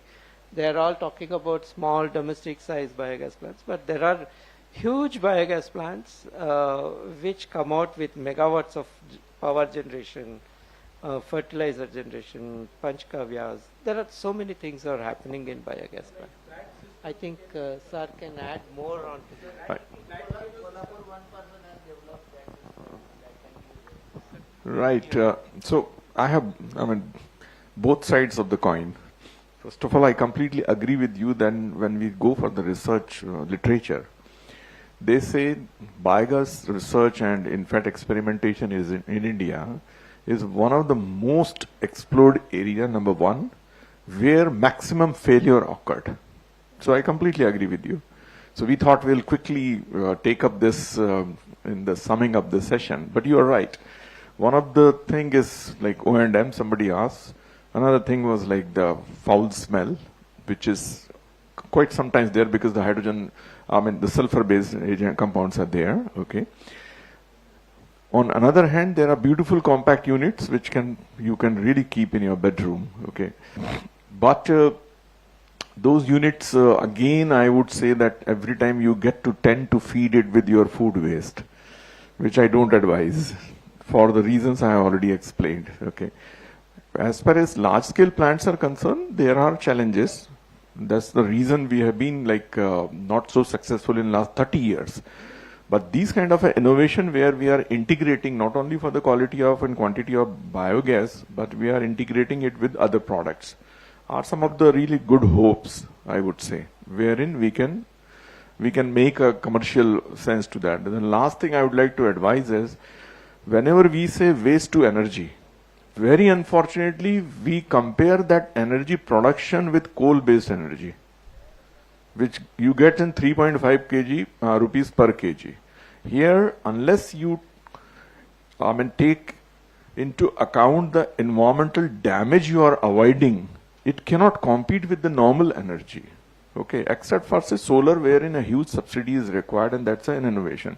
So these are the things wherein it makes sense to put in some kind of a subsidy because to avoid the environmental damage and make it feasible. What sir was also suggesting that we are avoiding a lot of waste. So yes, there are challenges, but these kind of the projects are ray of hopes that it can spread further. In fact. So let's give him a big round of applause for such a nice work, which is commercially viable and demonstrated under the actual conditions. Thank you very much. I suppose this was the last session, last talk in this session. May I now request session chairs to sum up the session along with their thoughts in general on the theme of the symposium.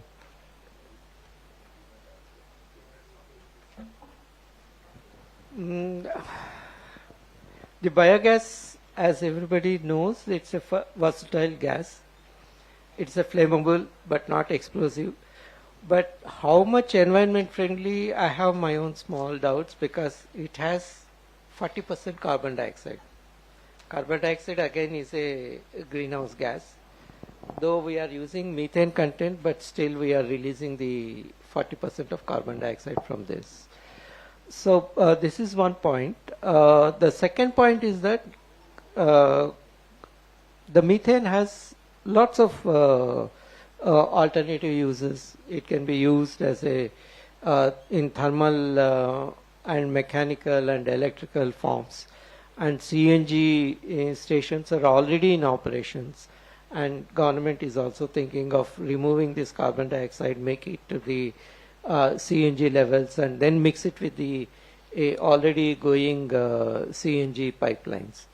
So there are many activities that have been going on here for power generations and all those things, and as a alternate fuel for the transport also. These have been taken up in a larger scales. I think here and there across the country there are many such projects.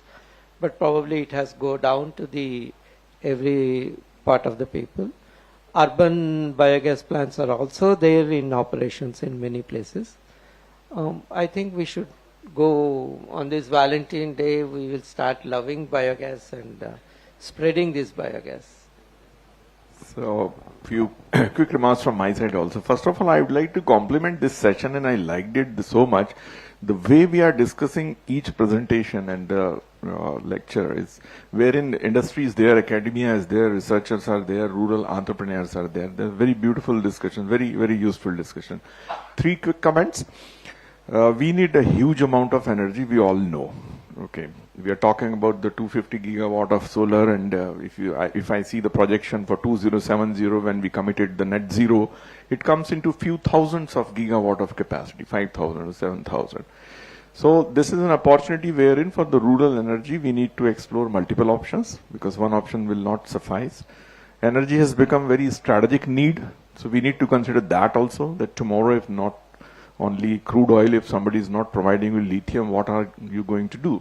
So that perspective, we are going to there. Third, very good aspect is we want to promote the rural economy, which is still agri-based. So this comes pretty handy. Now coming to the biogas, as I mentioned, I was running through some literature. They say there are millions of failures as far as biogas is concerned, and it has already been criticized like anything. But there is a lot of learnings from these failures, and probably time has come wherein there are demonstrations wherein probably we can show something. Digested management was one of the technical issue. Another is stirring, and there could be a lot of innovations. In fact, I could see in some of the Niti Aayog scheme, the startups when they are applying and MSMEs when they are applying. One more thing I would like to mention here, that in future probably we should also explore the possibility of carbon finance. Like recently somebody demonstrated we could save this much of firewood. Yes, there are footprints in terms of the CO2. We should never forget the footprint in terms of the solar energy. It doesn't come for free. You need to simply calculate that this much kilowatt of energy. So energy balance, material balance, and preferably a life cycle analysis based approach will give you a fairly good idea. We had a couple of colleagues have made that attempt. So LCA is the best tool to make it.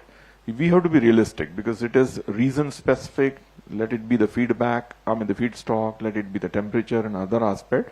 But LCA can give you fairly good idea. Therein you can also calculate possibility of carbon finance, because we are now trying to take up a project wherein we are trying for carbon finance through LPG, which is a fossil fuel. Okay. So it is very tricky, but again the same calculation. If you use 5 cylinders, how much of firewood you are saving. So that can further add to the, the cost benefits of this. So once again, thanks a lot to the organizers from both of us, and for excellent presentation and very, very rich discussions, I would say. Many compliments. Thank you, sir. Now, we honor the speakers by distributing them the certificates. Before I call upon the authors, I would like to request the session chair to honor one of the members of our technical review committee, Professor Ashish Chauhan.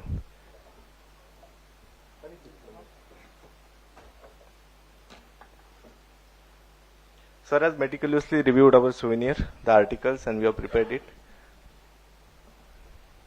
So thank you for your contribution. Because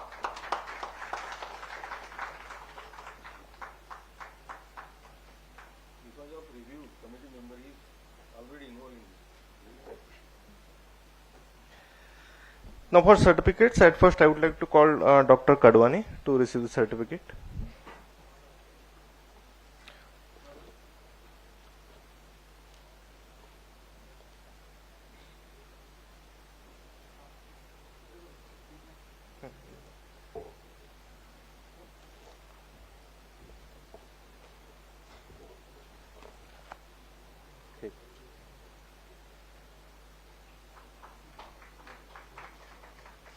These are certificates of co-authors along with the mail. Yeah. Okay.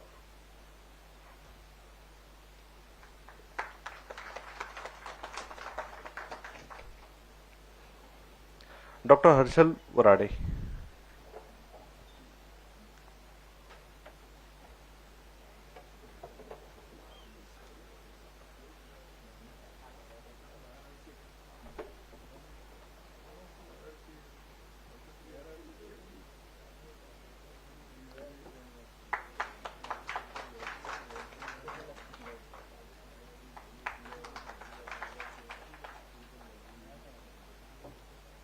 Mr. Shailesh Bhagat and Mr. Dalit Manwar.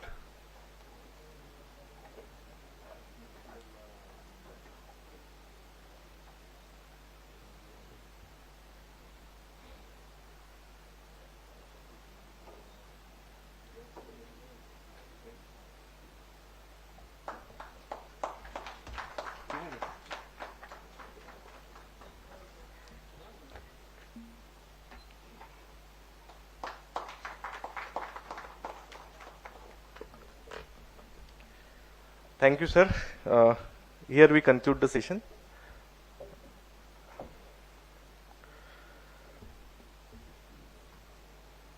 Thank you.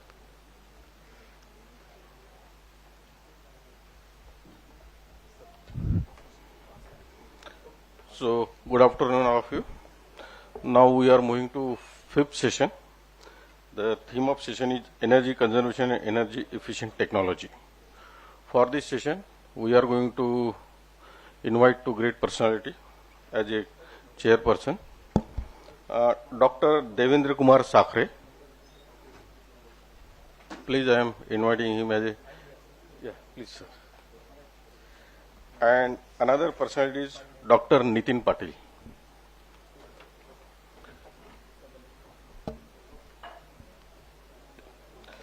So I would like to give some brief introduction of this personality. Dr. Devendra Kumar Sakre is presently working as a chief scientist at CSIR Central Institute of Mining and Fuel Research, Nagpur. He is having 26 years of experience in research in CSIR and CIFR, and 2 years in industry experience as an engineering Coal India Limited. He has started his career as a CSIR Junior Research Fellow at CSIR Bhopal. He has obtained the bachelor degree from Mechanical Engineering and master's degree from in Energy System and Pollution and doctorate in Mechanical Engineering from National Institute of Technology, Raipur. His research institutes include the energy efficiency, clean energy, coal technology, coal quality assessment, and renewable energy technology. He has 3 patents, over 20 research publications, and 7 government-funded projects. And also, he is guided for PG and graduate students also. So, I would like to welcome Sakre sir, and will be welcomed by our DDREA, Sri Deep Verma.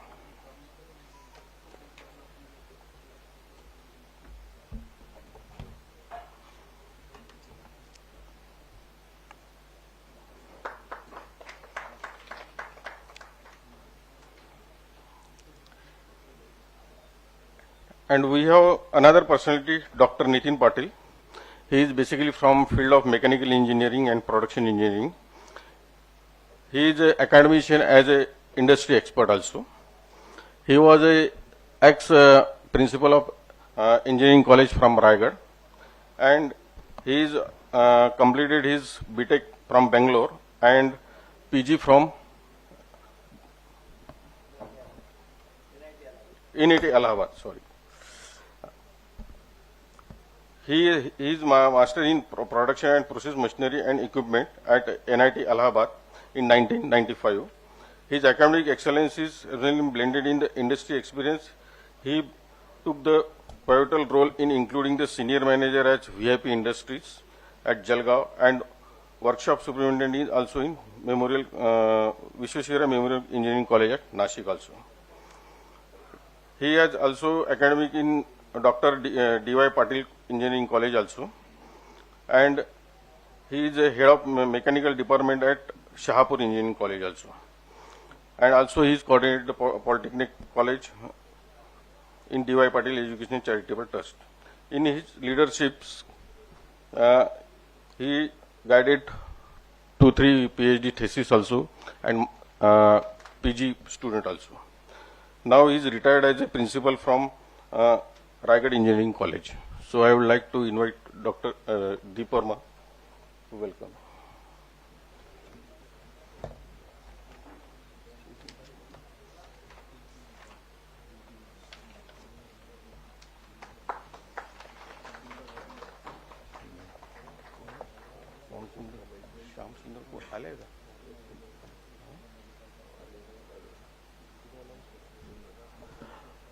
So I would like to present an expert, Mr. Shyam Sundar from Mysore. Any representative is from there? Yeah. What's your good name? Suhas. So Suhas is representing from Mysore.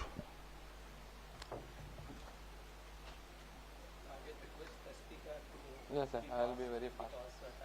Yes.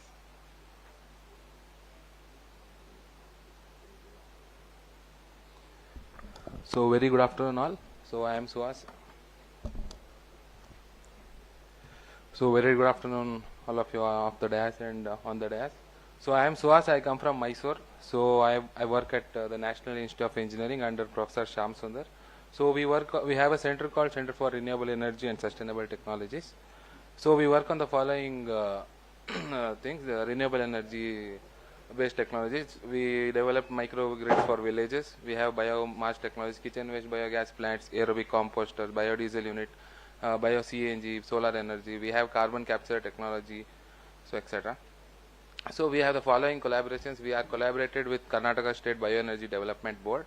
So in Karnataka there are 33 districts. Among the 33 districts, Mysore is one district, and the biodiesel plant is set up at our college. So and also we recently have a MOU with Volkshochschule Dortmund, Germany, and also Technical Hochschule Lemgo, and we are also associated with Ashray Asta Trust, which is one of the co-founder of Infosys, is the head of the trust there. So I will be presenting on the recent project which we have executed. This will be a project presentation rather than a technical discussion. So we have developed, and this product was inaugurated by Nitin Gadkari ji. So in 2002 we had conducted an international conclave on clean fuels, and he inaugurated this. So the speciality of this product is that it has multiple inputs and it reduces the dependency on the batteries. So we have multiple inputs. We have solar, wind, we have hydro, we have multiple inputs.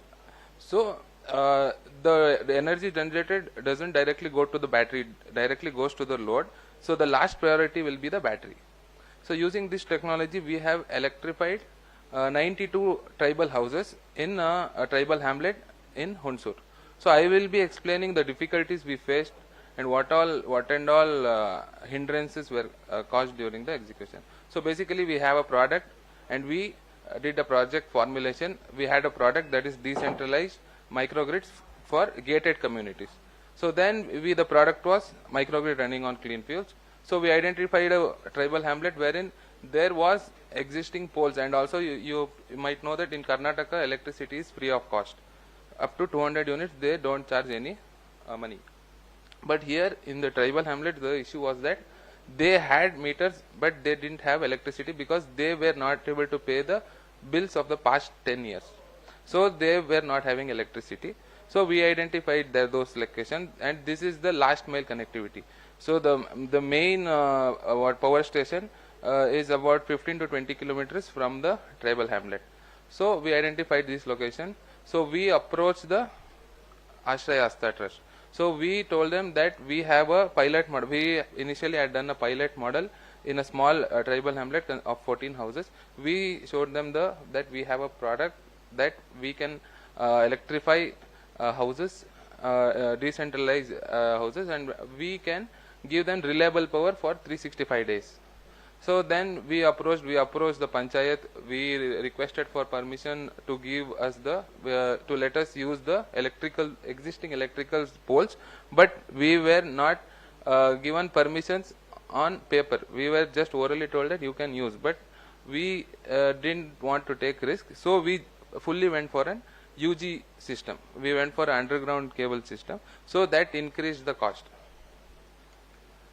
So then we checked for the feasibility. So there was ample solar sunlight available, and we also have a biodiesel generating unit. So we also generate biodiesel using non-edible seed oil. So we thought that integrating solar and biodiesel generator would be ideal for this project. So then project appraisal, similarly, so solar, we integrated solar and biodiesel generator. So we did this. So I request you to play the video, please.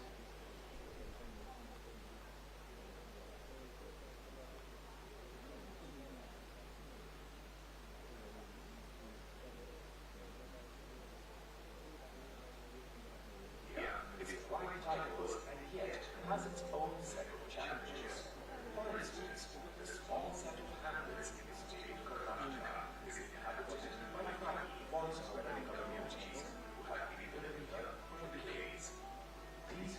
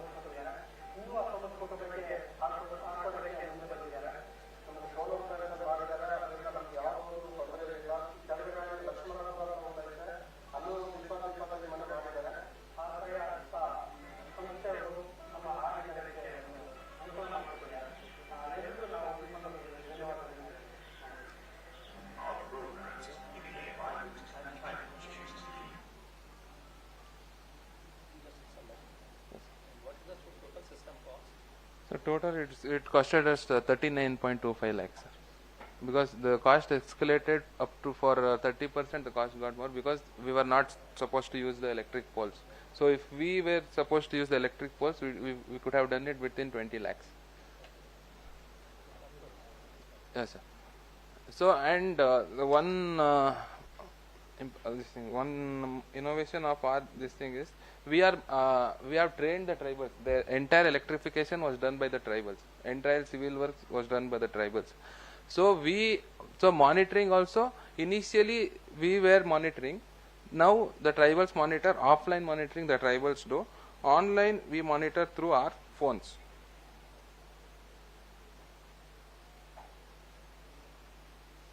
You can.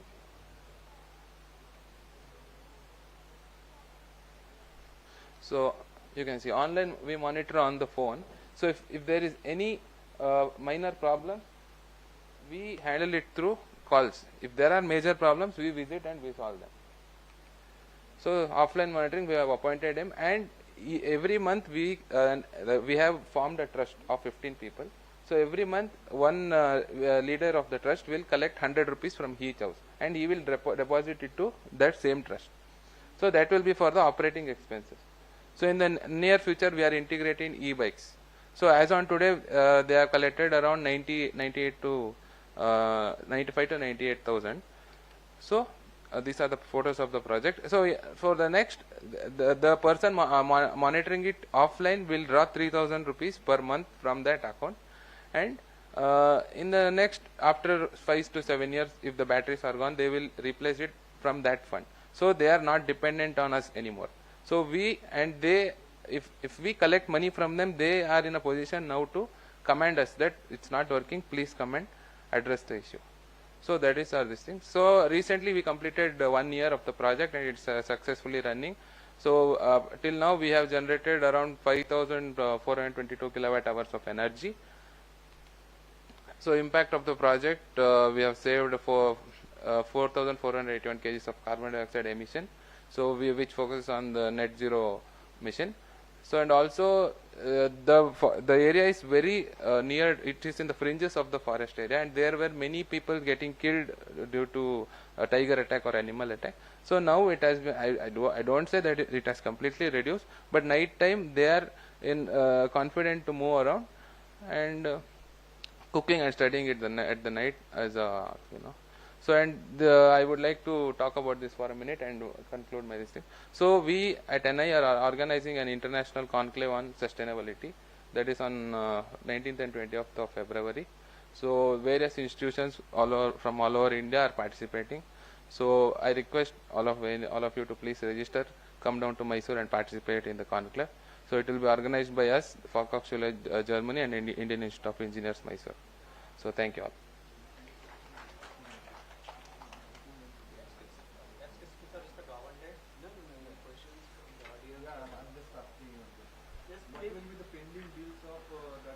Sir, pending bills, so when they were pushed out of the forest, that is around 40 to 45 years back, so initially they were given support, free electricity and everything. So after that, what happened is they lost jobs, because they are Jenu Kurbas, we call in Kannada, they hunt the honey and they sell, but that is not permanent.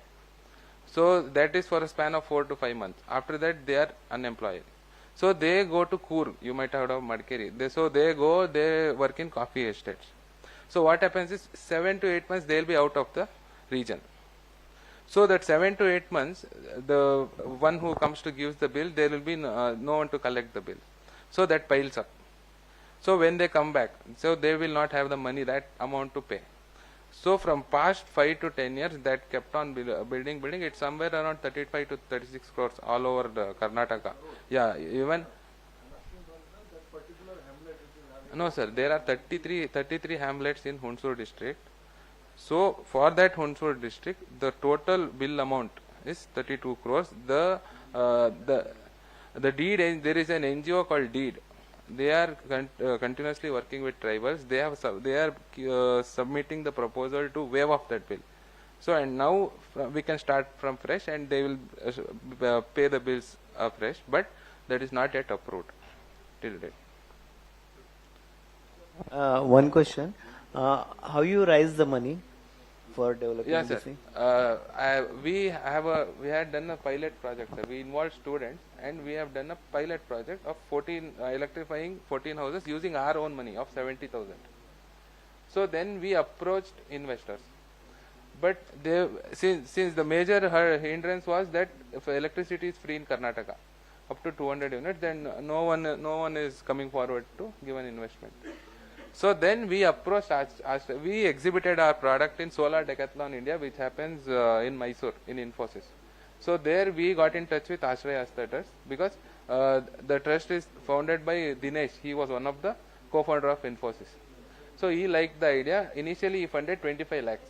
So we told 25 lakhs won't be sufficient. Then he increased to 30 lakhs. So we electrified 73 houses in the first phase. So then they checked for operation for 3 months.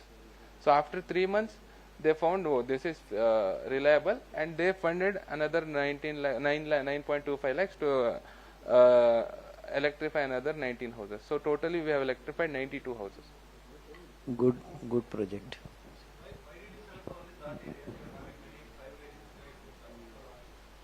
No, because that is near to us, and this was our first project with such an impact to 92 houses. So if anything goes wrong, it should be accessible to us, because it is the first project. So next we are targeting the borders of the Satyamangala Ghat in Chamandi, this thing. Yeah. There are there. Yes. Bandipur, yeah. Bandipur, this is Nagarole. This is opposite to Bandipur. So here the major, more, yeah, that is there. But there are hindrances like forest doesn't give permission to electrify if the tribal village is within the forest limits. So as you mentioned, there are many tribal hamlets which are within the forest range, and we are not supposed to lay lines. We can give DC power, we can give individual houses electricity, but we can't put a centralized system. Excuse me, I will request the member to please discuss during lunchtime. So next speaker, Mr. Gawande from YCC.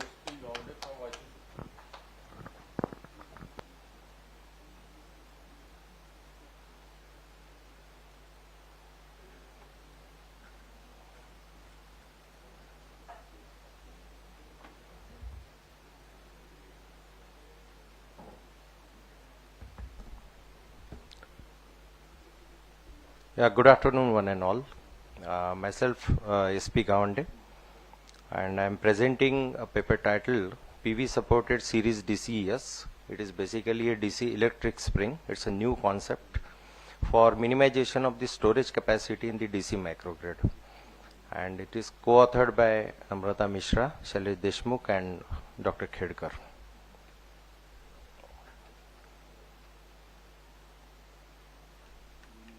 Okay. So as we all know, the DC microgrids are becoming popular day by day due to the so many advantages over the AC microgrid, as we don't need the synchronization, we don't need the reactive power compensations, we don't have any proximity and skein effects like that. Effects are not there, and frequency issues are not there, so there is no at all question about maintaining the frequency. So because of that, the DC microgrids are becoming popular.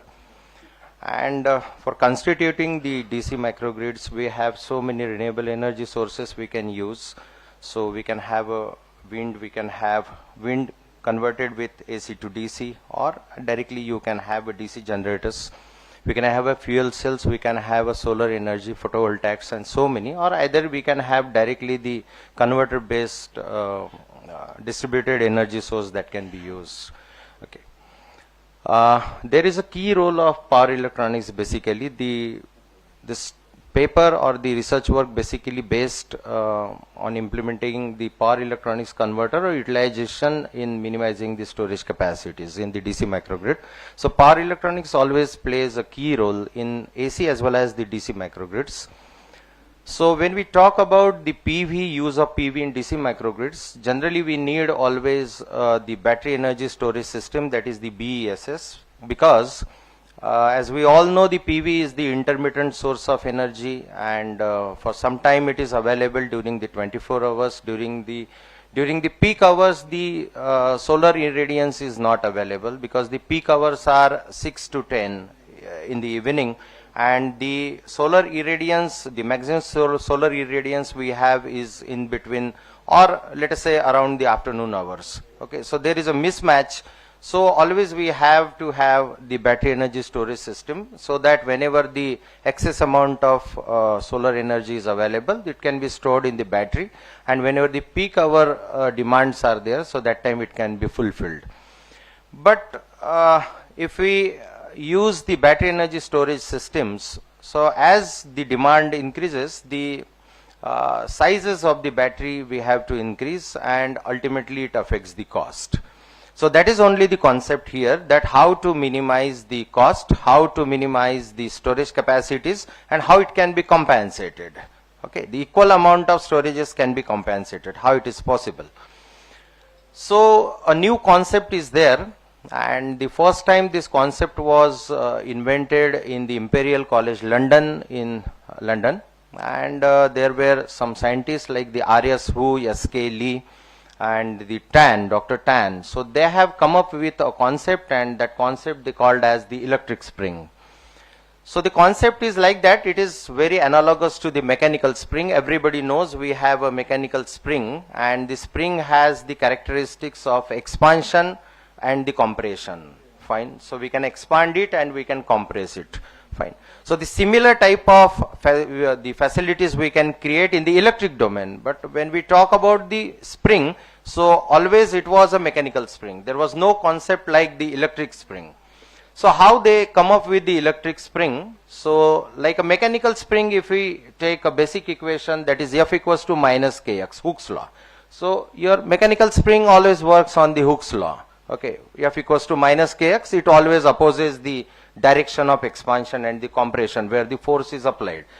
So on the same way, and they always, whenever there is expansion and the compression in the mechanical spring, the energy which is associated with the mechanical spring is always the potential energy. Okay, that is what half Kx square. X is the displacement, that is by how much distance we are compressing and expanding the mechanical spring. So in the electric domain, how it can be, the analogy can be created. So they thought about what they did, they took a capacitor.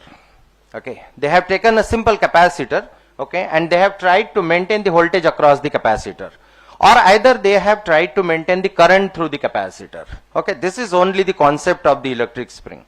They have connected the capacitor, okay, and they have tried to maintain the current flowing through the capacitor, and they tried to maintain the phase relationship between the current and the voltage across the capacitor.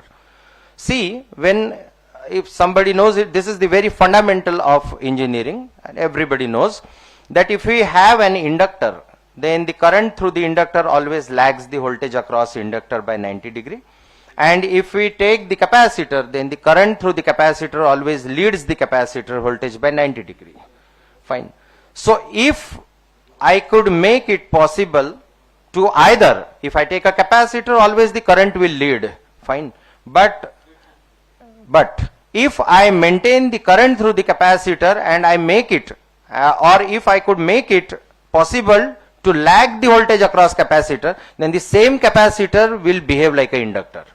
So the concept of electric spring, basically they operate a capacitor by controlling the current flowing through the capacitor in such a way that the current may be leading, may be lagging, so that the same capacitor, they can operate as an inductor. Okay, and when it operates as an inductor, okay, voltage will lag, so it is like a voltage boost or voltage suppression, like a mechanical spring. Suppose there is a spring, and if I stretch this spring, okay, so it is like I am increasing the length of the spring, so it is analogous to the voltage, like whenever there is a voltage, over voltage phenomenon is there, okay. So that phenomena is like stretching the spring, and when the spring is compressed, it is like under voltage. Okay, so the over voltage is similar or analogous to the expansion of the spring, and the under voltage is analogous to the compression of the spring. and they called that capacitor, where they were able to control the current through the capacitor for mitigating the over voltage and the under voltage phenomenon, and they called it as an electric spring. So that is what an analogy between it. And the F equals to minus Kx is the equation which is satisfied in the mechanical spring. So they make the equation similar to the capacitor. Charge on the capacitor is Q, capacitance is C, voltage is V. So Q equals to CV is the voltage, which is analogous to F equals to minus Kx. Okay, and the potential energy which is stored in the in the mechanical string is half Kx square. So the similar energy is stored in the capacitor, that is half CV square. So your capacitor can be analogous to the mechanical string. So that was the concept. So what happened when we use the battery energy storage in case of photovoltaic systems? What happened? It's a generation side management. Okay, it's a generation side management. Whenever we talk about any power management, always it's a generation side management. In the sense, we manage the generation as per the demand of the load. We never manage the load as per the generation. Okay, every time we manage the generation as per the demand of the load, and we called it as a generation side management. This electric spring, what is the speciality of the electric spring? It doesn't follow the generation side management, it always and always follow the demand side management. In the sense, we are not controlling the generation, we are itself controlling the load in order to regulate the voltage across the load. This is what the concept of the electric spring, and it's become a very novel concept. It becomes really a very novel concept. I am very proud to tell you, in the reputed journals of electrical engineering or in the engineering, they have hundreds of publications on the electric spring, and they have renowned citations, and they have extremely good citations on this paper. Okay, and this is becoming very popular day by day. Fine. So it's a demand side technology. So the concept in the paper is that, or in the research work is that how you can replace the battery energy storage system that we were already using in the PV by using the electric spring. Okay, in a simple way, is it possible to replace the battery energy system by the electric spring concept? Fine. And the third concept which is added into the manuscript or the paper is that whether we can embed the electric spring with the photovoltaics, because when we talk about ES, it's simply a grid and renewable and the capacitor and the load, like a critical and the non-critical loads. Okay, so whether the PV can be embedded with the electric spring, okay, so that the burden on the generation can be reduced, as well as the BES capacity can be reduced. Okay, and the PV rating also can be reduced. Okay, so that will be clear in the coming slides. So these are the three different configurations we are comparing here. One of the configuration, PV with battery energy storage. Second one is the electric spring, absolutely electric spring. And third one is the PV embedded electric spring. So these three topologies are involved. So this is what a simple DC microgrid. So many sources are combined. You can have any number of sources to compensate or to supply these different loads. Now when we talk about the loads which are usually connected into the DC grid or the AC grid maybe, okay, all the loads are basically classified as in the two categories, or we can classify it in the two categories. One we can call as a critical load, and second we can call as a non-critical load.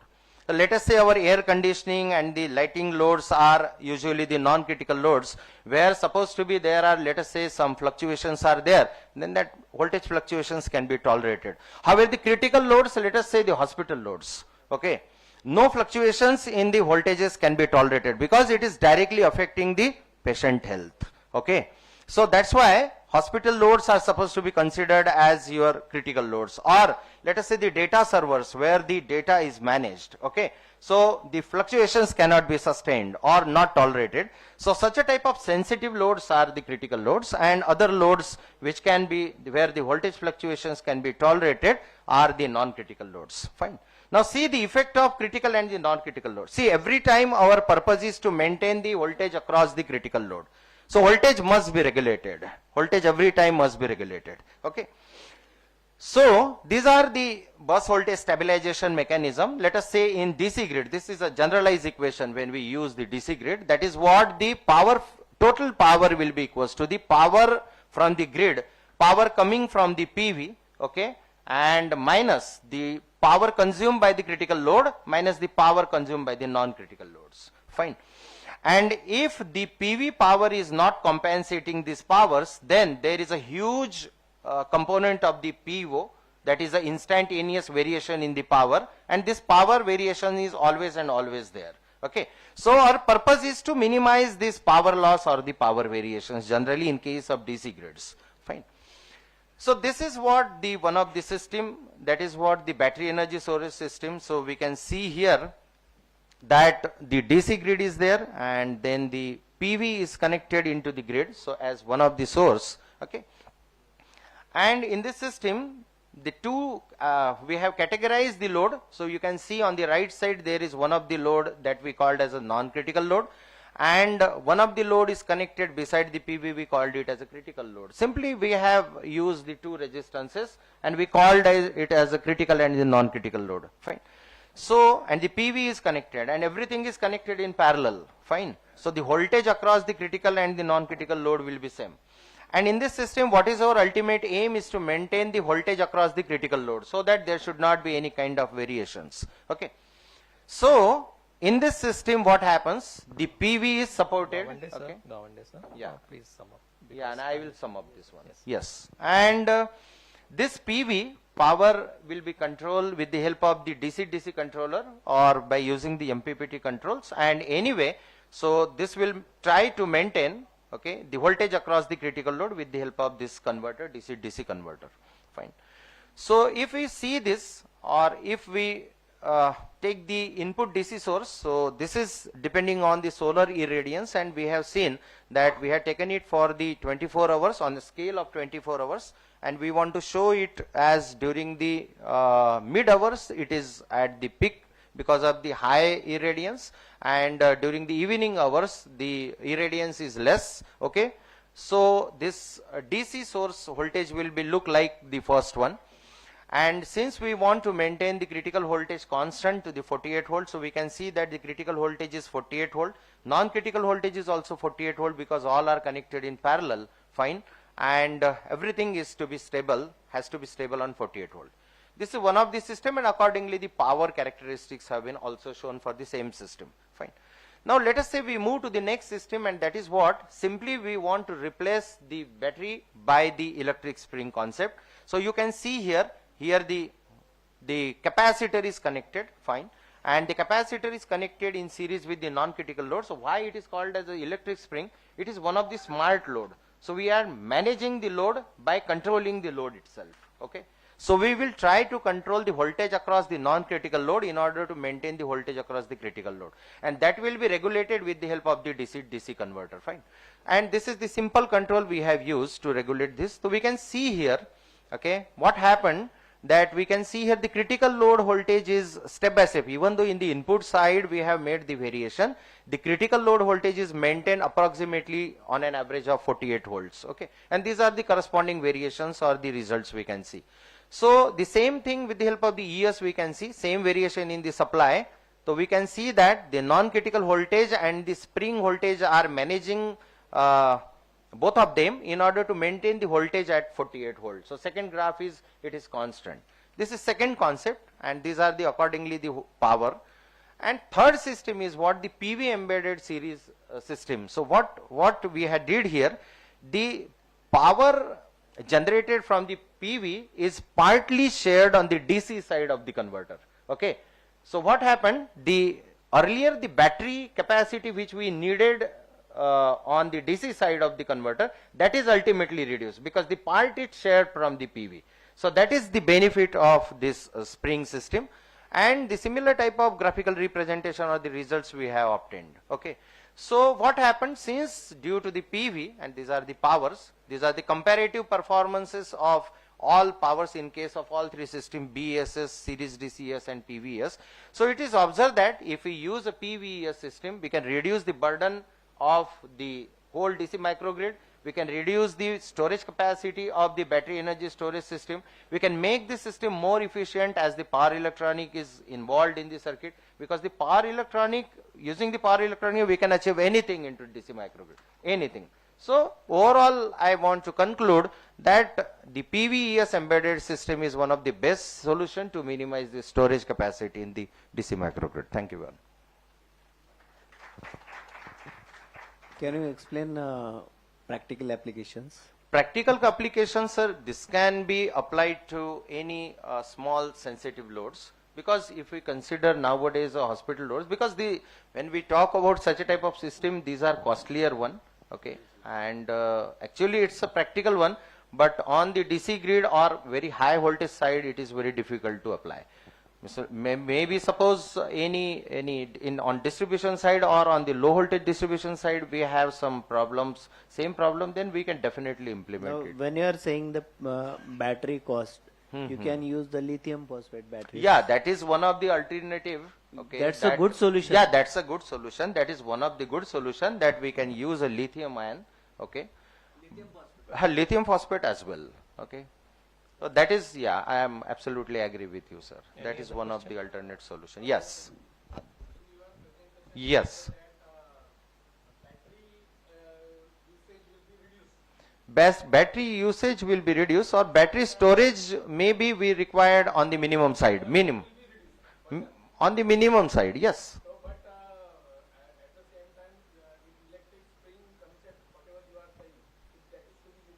Yeah. Yes. It's we can replace the battery by using the converter itself. Since I'm saying that it's a costlier system only because of considering the cost of the converter, but we can minimize the cost of the converter, even though we can minimize the size of the converter. That is in our hand. Okay.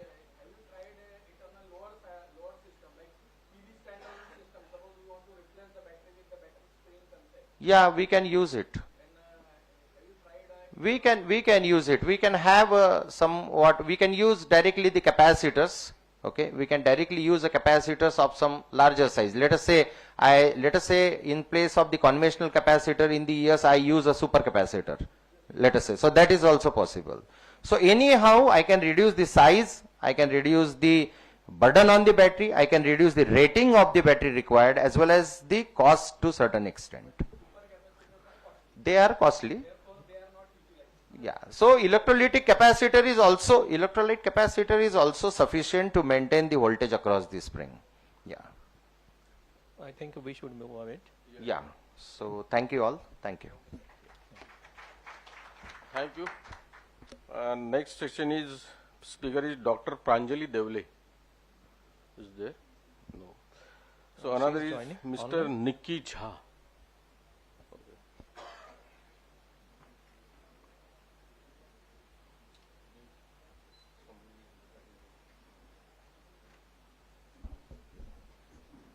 Jha ji fast कीजिएगा.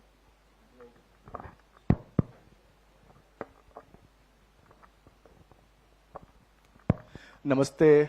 Hello. I know I am standing in front of your lunch. I will be pretty short. So, I am Nikki Kumar Jha, co-founder of Saptakrishi Sabji Kothi.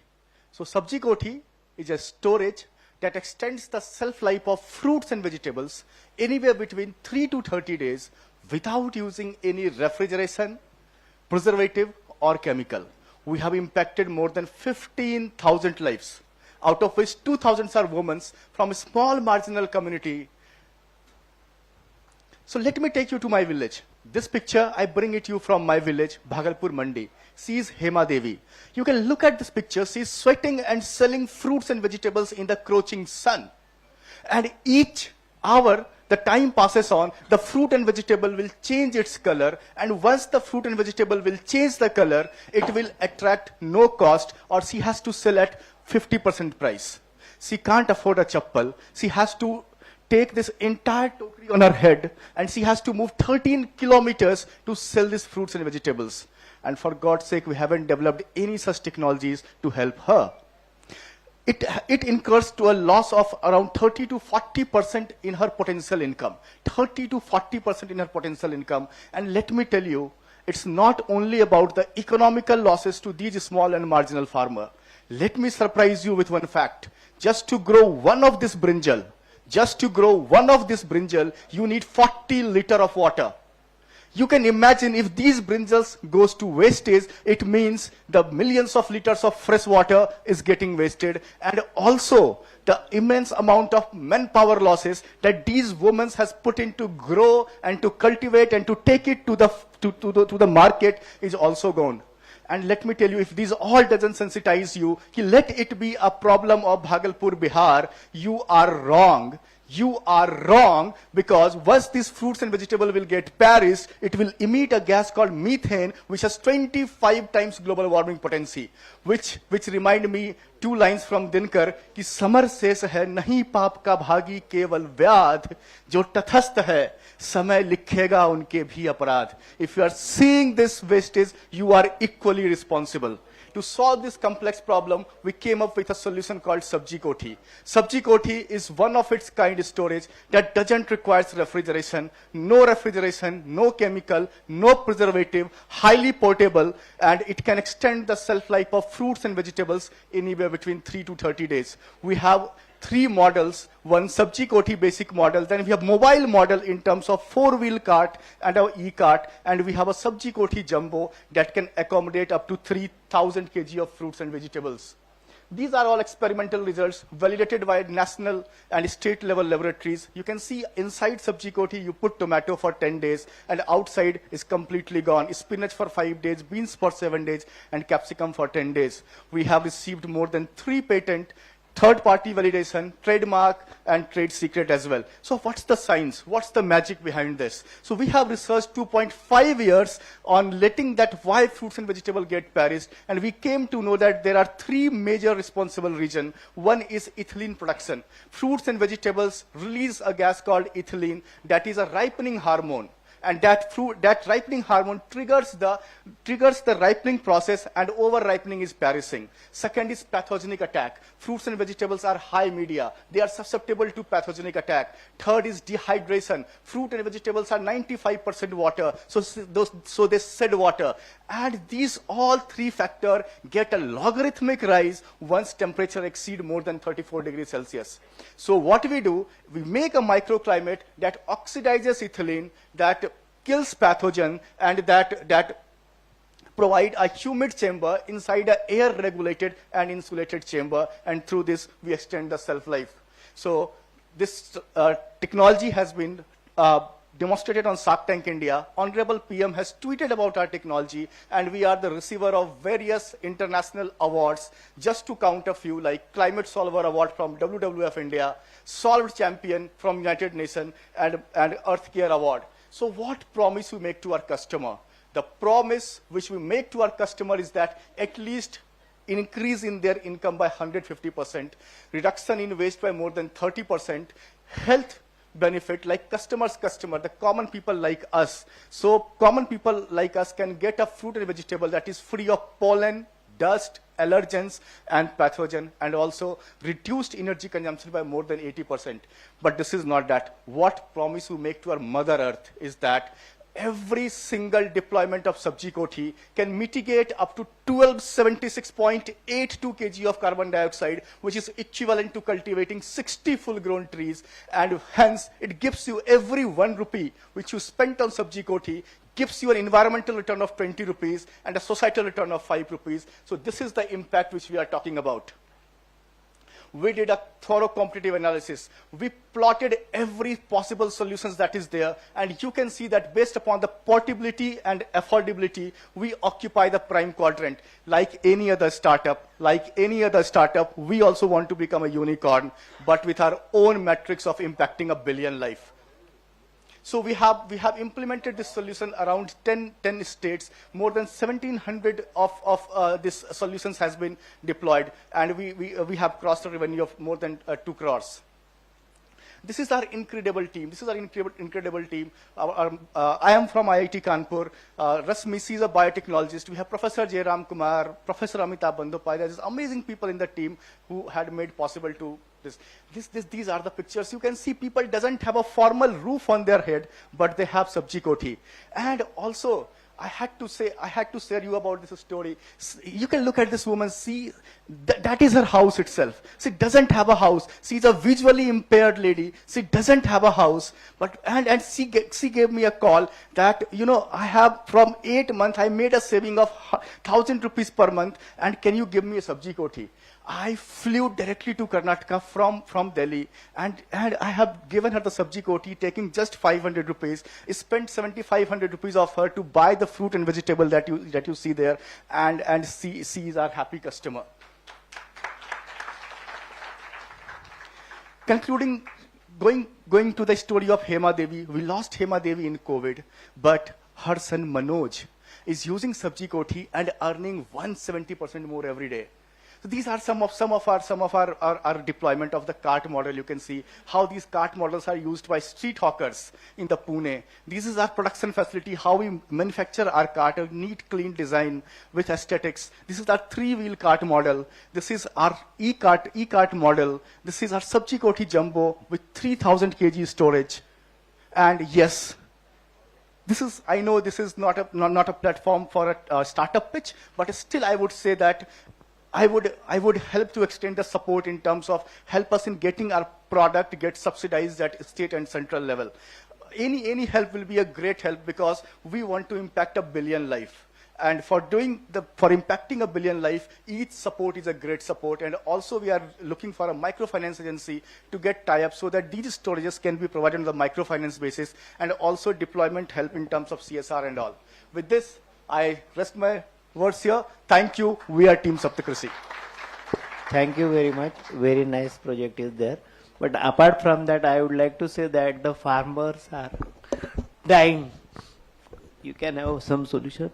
Farmer for? Dying. आत्महत्या करते हैं, उसके लिए कुछ solution बनाओ. Directly farmer to the people. Yeah, we definitely, sir. I'll take this comment as pakka. Hello. Any questions? Yeah. Okay.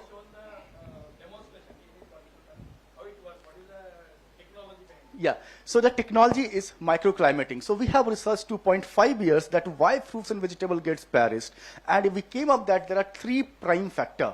One is ethylene production, whether fruit or vegetable is classified into 2 groups called climateric and non-climateric. Climateric is ethylene emitting from at the time of ripening, and non-climateric is ethylene that's getting released from the baby stage itself. So both kind of fruit and vegetable releases ethylene, and ethylene is a ripening hormone. Even if you pluck the fruit and vegetable from the tree and you keep it here, it will release the ethylene gas, and that is the ripening hormone. So that trigger other fruit and vegetable to get ripen as well, and over ripening is perishing. This is one of the prime factor. Second factor is pathogenic attack. Fruit and vegetable are high media. They are very susceptible to pathogenic acid. Usually, if your fruit is acidic in nature, it will catch fungus infection. That's why you see oranges, you will see white mold over it. And if it's basic in nature, it will catch bacterial infection. Third is dehydration. Fruit and vegetables are 95 to 98% water, and outside humidity is 20-25 in the region like Nagpur and other dry and arid region. So naturally, fruit and vegetable will shed water.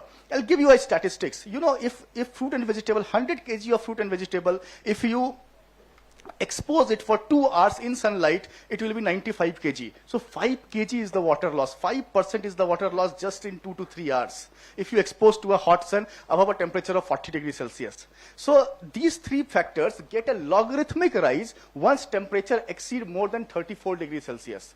So what we did is that we made a chamber that is 3 layer, and if you look at presentation is down. So if you look at our chamber, that is a white color. That's a reflective fabric. So it can reflect the sunlight, and that's a 3-layer insulated with a white reflective fabric, and that can reflect the sunlight. So it is an insulated one. Then what we do inside that insulated chamber, we build a microclimate. A microclimate that is high humid, near sterile, and ethylene oxidizing. We used plasma generator, we used atomization of water. These are all high techniques to generate the microclimate, and that microclimate is responsible for longevity of fruits and vegetables anywhere between 3 to 30 days. Yes. Madam, yes. Yeah, so this is a very affordable model. This 200 kg, this can pack up to 200 kg of fruits and vegetable, and it cost is around 15,500 plus GST. And then for the cart model, it is 45,000, starting from 45,000. E-cart model, with e-cart if you take, it is 2.5 lakhs, because 2 lakhs is the cost of e-cart only. And jumbo model, with the solar panel, everything, that is 3.5 lakhs only. Yes, madam.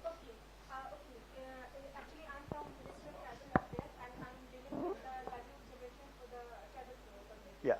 Further, I am also associated with the formation of 10,000 FPOs, power producer of Yeah, I know. being implemented by Ministry of Agriculture. So your technology is very much suitable for them. So I just need your contact detail so that we can have. Please. Yeah. Definitely, ma'am. Definitely. Yeah. Thank you, Sorry, ma'am. due to time constraint.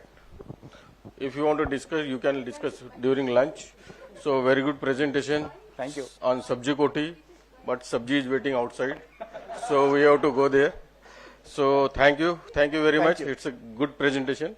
I would like to request to our chairperson, give remark on this presentation, but in very brief. Please. As the theme of this technical session is energy conservation and energy efficient technology. Energy conservation means using less energy, and energy efficiency means the technology which are using less energy. So all the three participants have demonstrated this thing very nicely, and I thank you all the participants for the patience listening, and just thank you to all, and now we break for the lunch. Thank you. Yeah. Thank you. Thank you. So, just a request, I would like to distribute these certificates to all speakers. Mr. Suhas Darshan.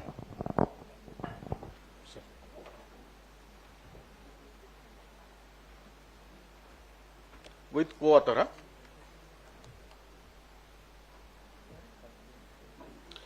Mr. S.P. Gawande with co-authors, all co-authors.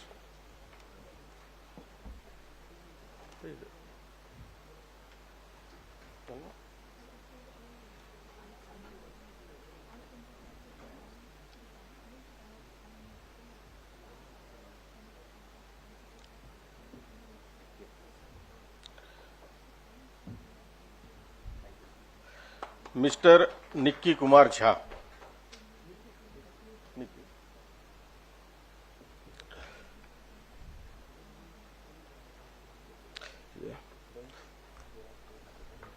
Yeah. So it's a one's request who have not submitted their TA bills, please kindly contact with account section and please submit your bills and all these things and kindly fulfill the all formalities. Another request is, now it's 1:45. We have to gather here again 2:40.